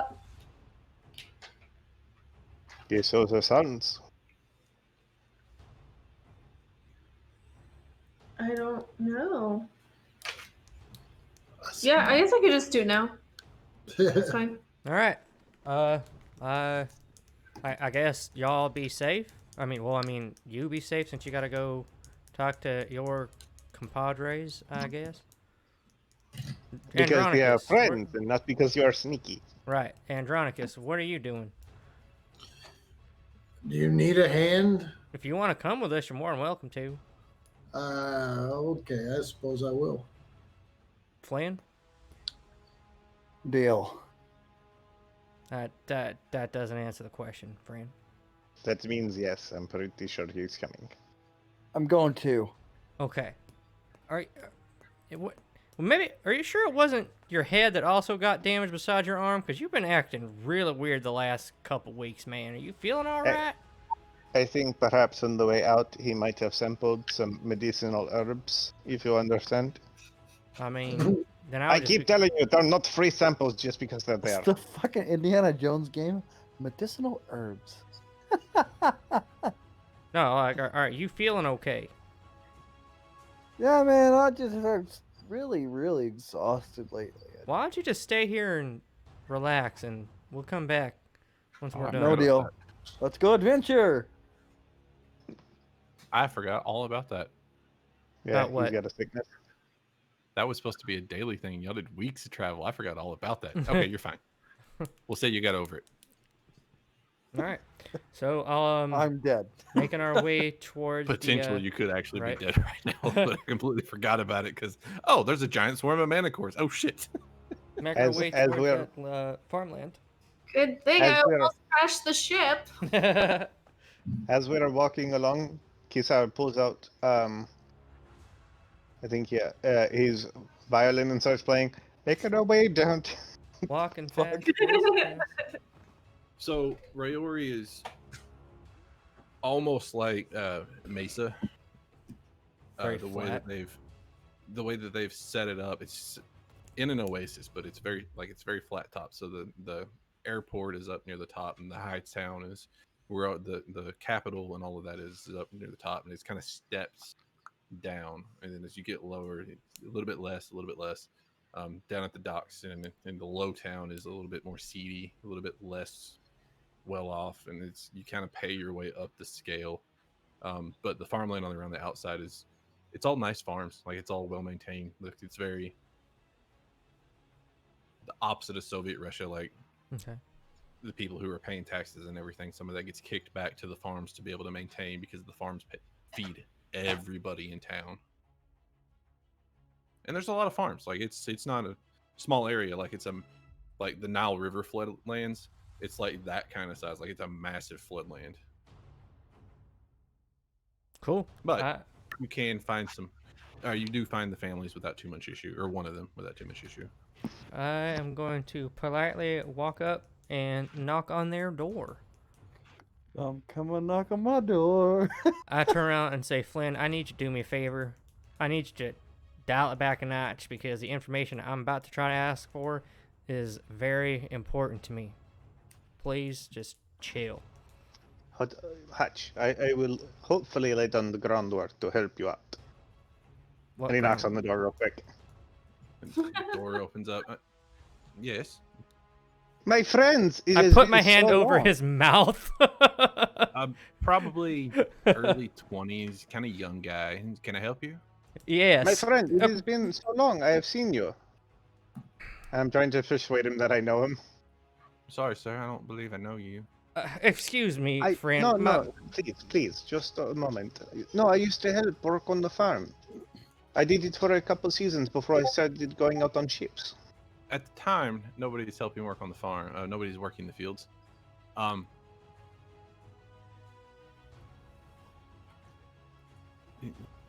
Nobody's worked the farm for years.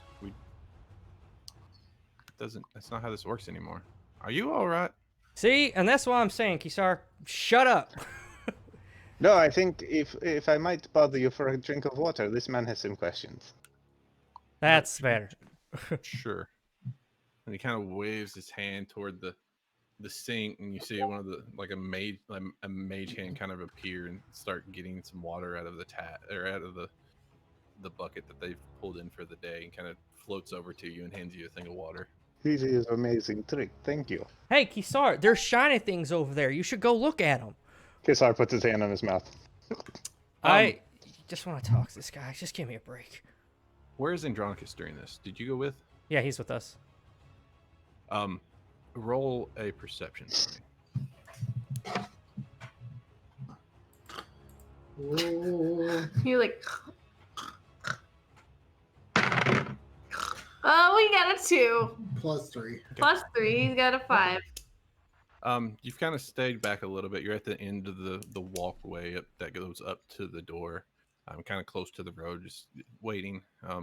You're within earshot, but you're mostly just waiting. You see a couple of the guards in your old uniform go walking past, but you don't notice anything. They just look like they're on patrol.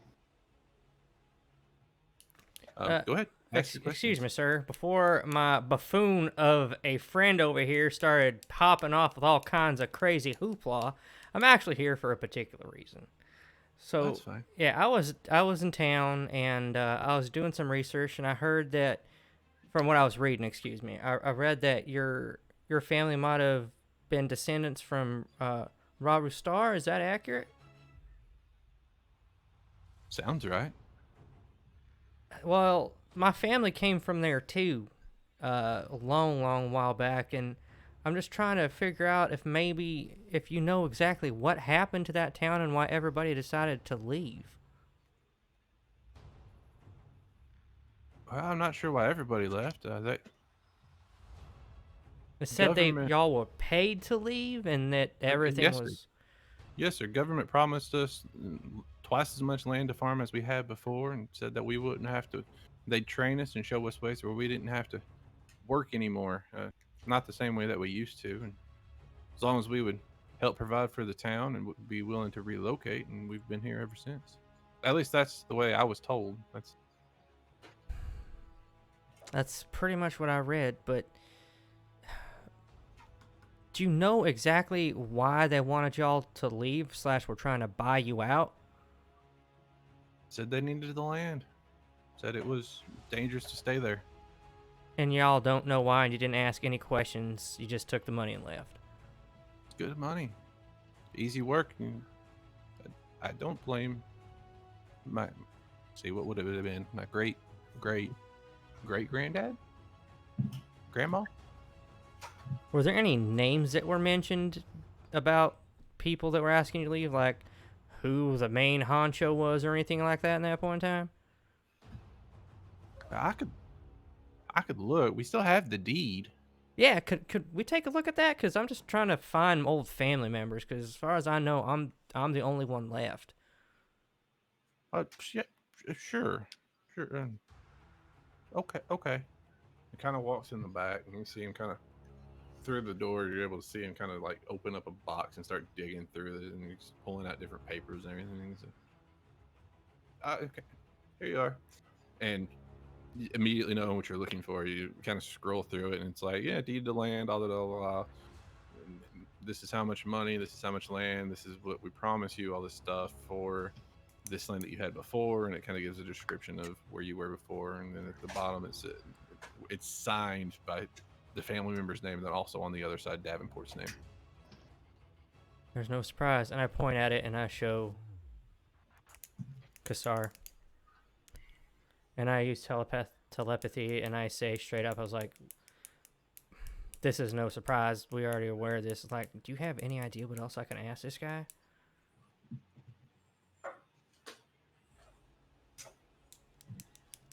Nothing.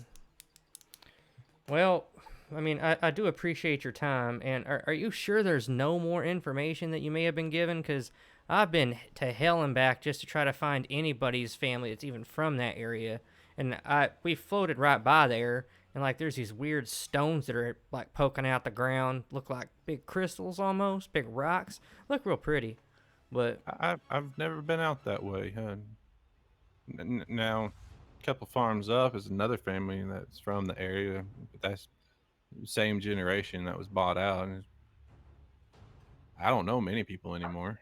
yeah. All right. Well, I think that's the last one. I mean, on my list out of the 3 in the area. But thanks so much. Thank you kindly for helping my friend out by quenching his thirst. I'm gonna go check on that 3rd family. Have yourself a good day. Tip my hat. Oh, all right. I walk over to the last family. It kind of goes the same way. They don't have the deed anymore, but from talking to them, you get the same kind of impression you've gotten from the last 2. I'm never going to get any information from these people. Well, gentlemen, I appreciate you coming, but this information was no more or any less value than what / I already knew, so this is It's kind of a bust. Kisar wonders, have you tried talking to perhaps a military historian? Well, that would be the next spot to go check on. I mean, they got records that go back all the way from whenever. So, I mean, I'm bound to find out something about my old But, town where I'm from. So, Preferably an older, maybe retired one who is keen to relive the old days if through stories, who might be a little less guarded and more willing to talk. I'm talking about an old kook. Yes, this is exactly what I mean. I need both of you to roll perception as well. Kesar is the best at perception.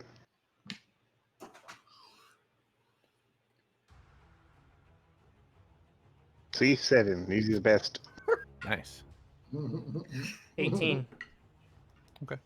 Kisar, you don't notice anything particular on your way back to town as you walk through the gates and everything. Hutch, you swear up and down that one of the guards is Andronicus's twin. Just on appearance base.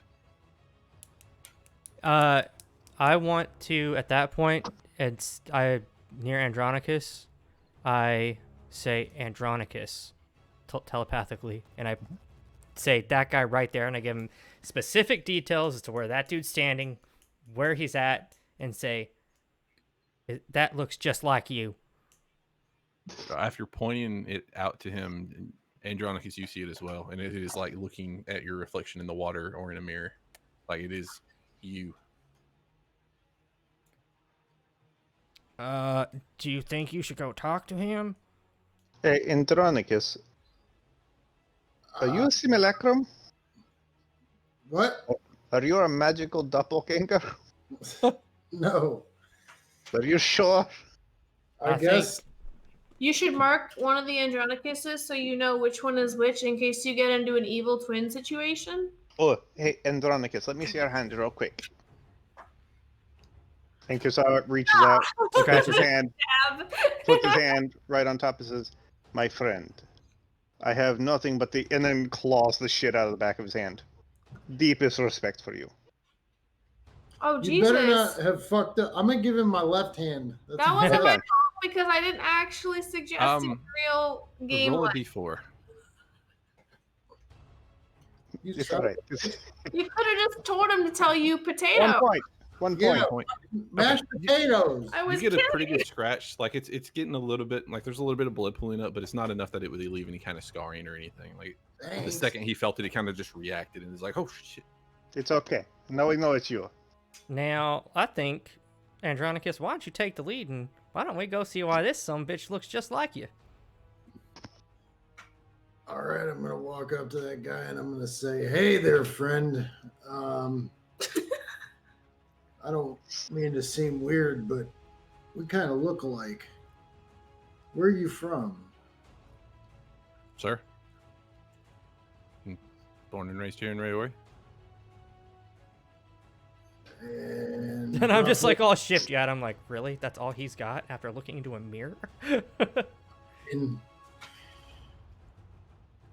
I don't remember having any relatives, so I'm kind of like, just who is this person?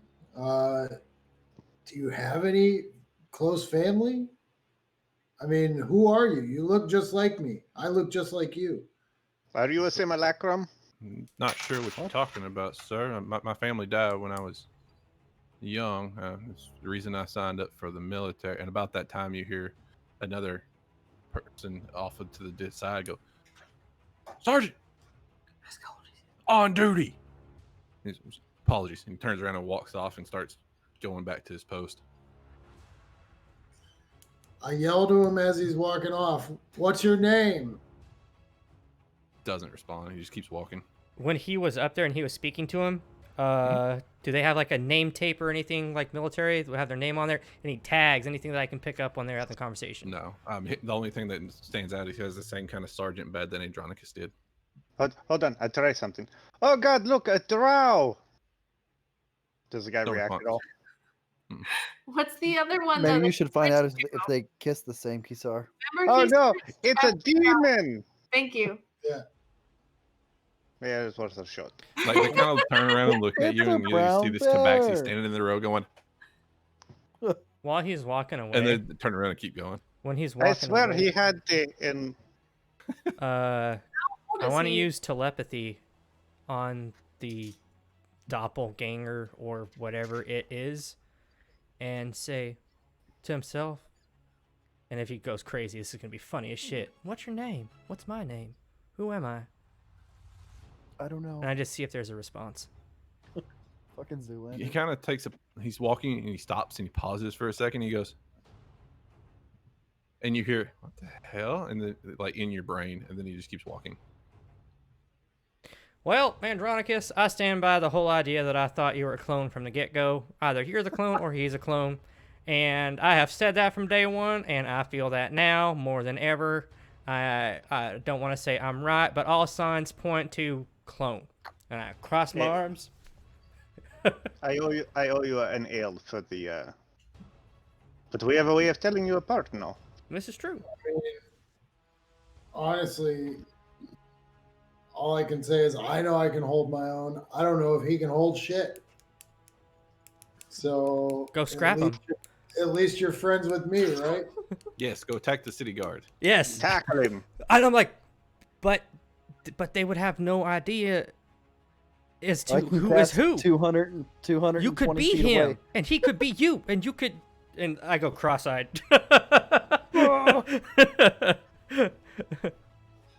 You could Um, always ask him Don't to beat point him. you. Yeah. You could always go inquire if he could point you to a retired military historian. That's a good idea. I'm gonna walk up and say, "Excuse me, before you take off, do you got anybody around here? Maybe a retired military historian or anything like that?" Hightown, Hall of Records. That's literally where we came from with all the information I've already got. Thank you for nothing. I walk back to Kassar and relay the exact same information. Then perhaps you're asking the wrong questions to the wrong people. You're just talking to clerks. Have you asked for a specialist? What specialist for what? Like a military historian, because you want to know about things that happen. I did Around say I the used those exact words, military historian. Walking back through town, their town is kind of gated off between each section, in case of any kind of siege or anything like that. They have to make their way through Low Town, and they have a whole other barrier, and they have to make their way through that, and then Midtown, and they have another barrier, so on. Very old-fashioned. At the Midtown gate, on your way back to the pub, you actually see in full armor, full regal, has the helmet with the visors up and everything, with full night attire. You see Davenport kind of leaning back against the wall, waiting on you. I'm gonna go check on the airship. Bye. Davenport. I look over at Andronicus and I'm like, "What do you think?" I mean, personally, I think it's time to party. Also, Kisar, to get that way, you would actually have to go past him. Hi, Davenport. Just walk right by. As you walk by, he goes, "Hello." I will say this: when I get to where I would turn or where I'd lose sight, I kind of crouch down and just wait and see if they're actually going to do anything. Okay. Is he surrounded by guards? There are the couple of guards there that are on post, but outside of the two that are on post, and you do see some that are kind of walking the perimeter on the wall, but nobody else is there. We should wait till necessarily. we have weapons on our ship. I just walk straight up to him and be like, "What do you want?" I heard you were back in town. I got the strangest feeling you already knew that because you also knew where we were before this. So why don't we skip the bullshit and why don't we just? What do you want? What do you want? Where were you before this? Well, when we were back in, well, I'll just say another town that we're pretty sure you're aware of. We already saw you there.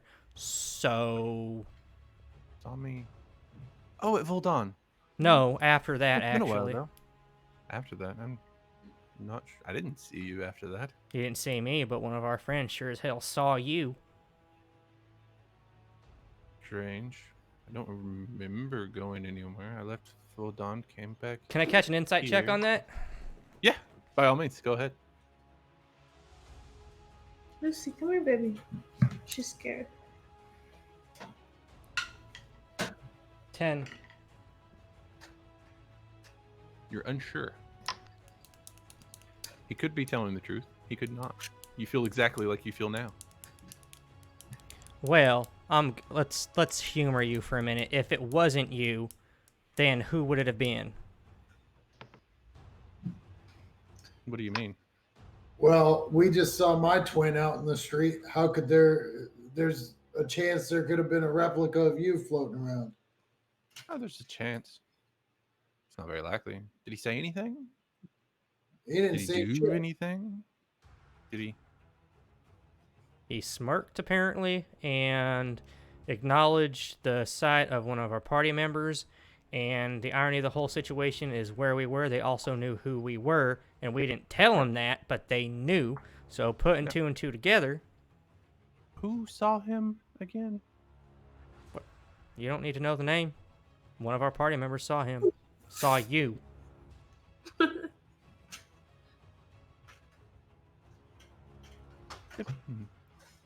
See, that could be a problem. If I remember correctly, one of your associates was a little bit of an oddball. He might be an oddball. He might be eccentric and a little bit crazy, but he's not delusional. Don't call me an Delusional. oddball, you peepee head. So it was him. Interesting. No, I didn't say that. I know who you're referring to, but I never said it was him. You interpret that how you like. Interpret it like the one who makes up stories and does the crazy things is making up stories and saying crazy things again. I'm surprised to see y'all back in town. We came here for some ship repairs and some weapon repairs. I heard. I got the word. I appreciate the payment. It will come in very handy. Oh, so you're the one that wanted the 15 skulls. I'm sorry, the what? Don't worry about it. You got your Very- trade. Yes, I did. I'm Yeah. happy to have made the trade. Oh, yeah, I'm sure. Is there anything I can help you with? Yeah, get fucked. And I walk right by him, and I just head off to the pub. As you walk by him, like once you get like a couple of feet past him, you hear him chuckling and kind of laughing to himself, and then you hear the pretty heavy footfalls of boots walking behind you. It's fine. That's fair.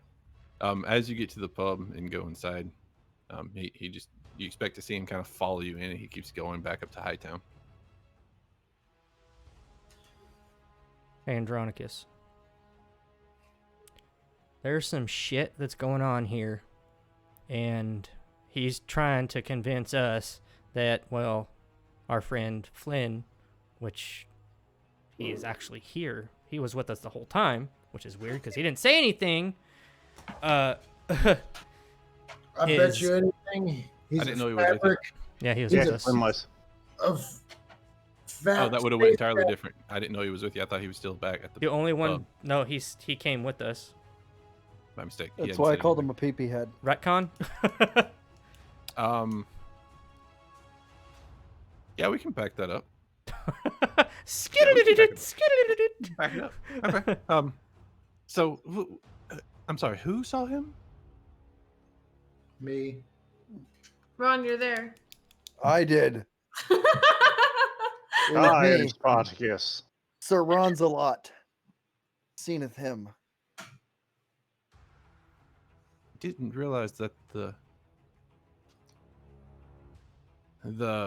oh gosh, what is that? Hang on, give me a second. The Fuara was so strange. What did he look like?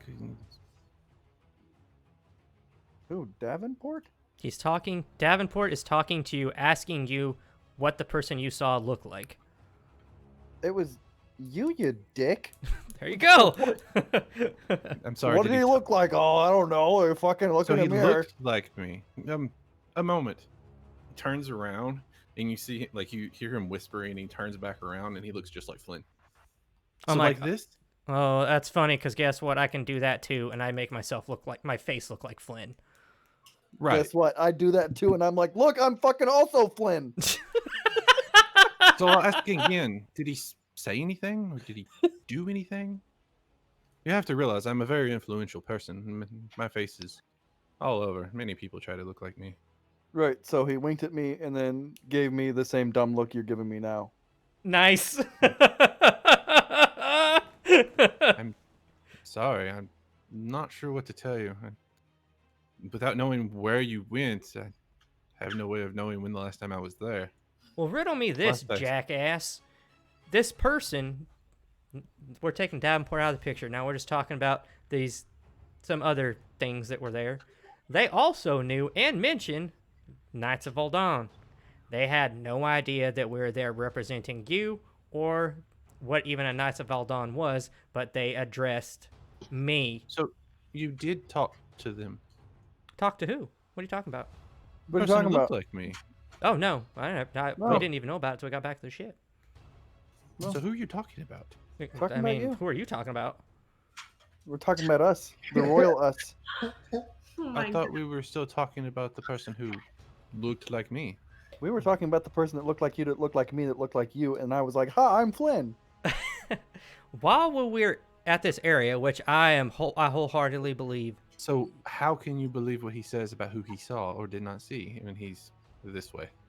because he might be a fool, but I have no reason to not trust him. Which is fair. Shut up, Kisar. Right? I'm sorry. What reason do you have to not trust me? If that's what Well, you're I mean, implying. it's funny about that. Well, you knew about me dying. You said you brought me back. So I've also No. been shown things about my death as far as you being there.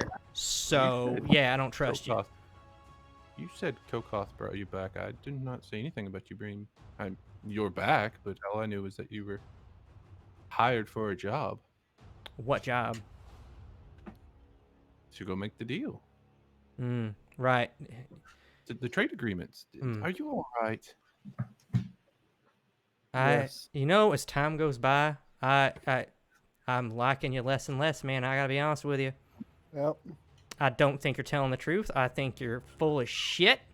Absolutely. We don't trust you, and we're supposed to represent you.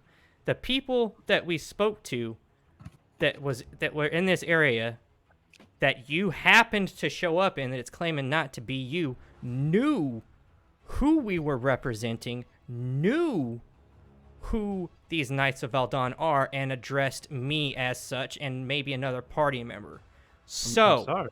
If Yep. I have wronged you. I did not mean to. Without knowing where you were, I do not know who you were talking to. Do you have a wife, Davenport?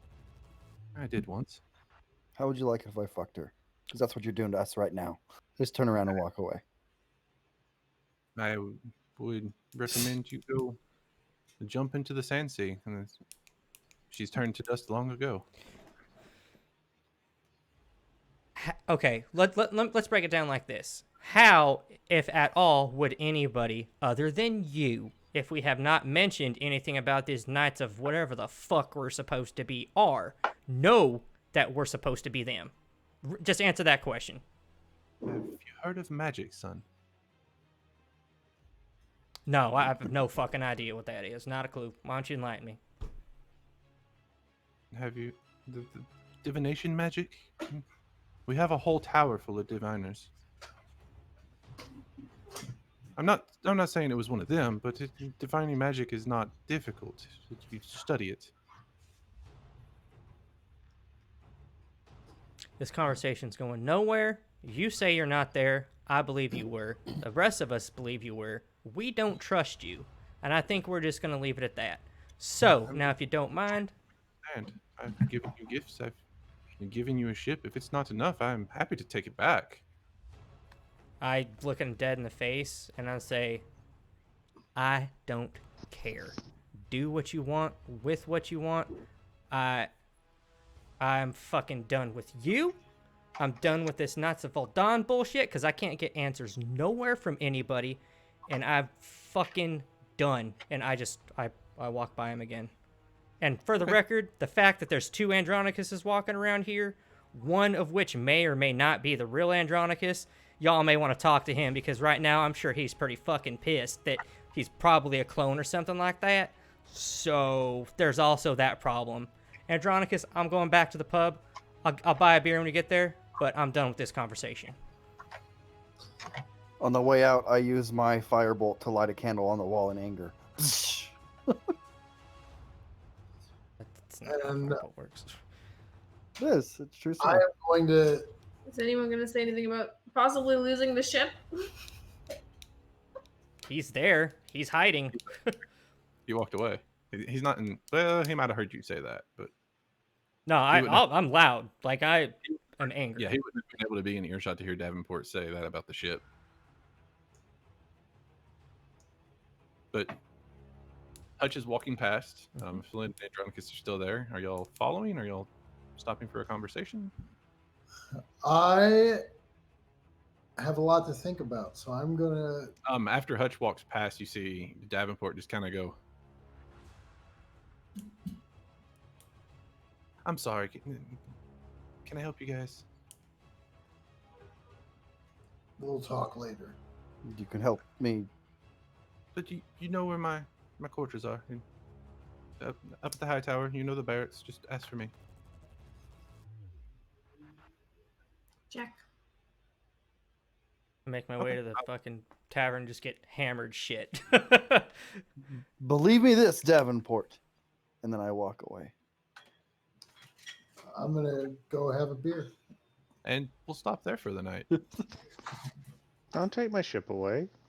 That's not. I'm not doing anything. Don't get my ship taken away. Hutch over here. That's the better. There you go. I know, I'm like, is no one gonna say anything about like, hey, no, let's not lose the ship? From where I'm sitting, he's just tried to help. So that's what he thinks. That's where he's coming from. So Don't take my ship away. Then we're stuck in Priori. Not my problem. I'm gonna go play Pictionary. I'll see you guys later. that was fun. We will see y'all next week when we see what happens next time. Oh yeah. Bye.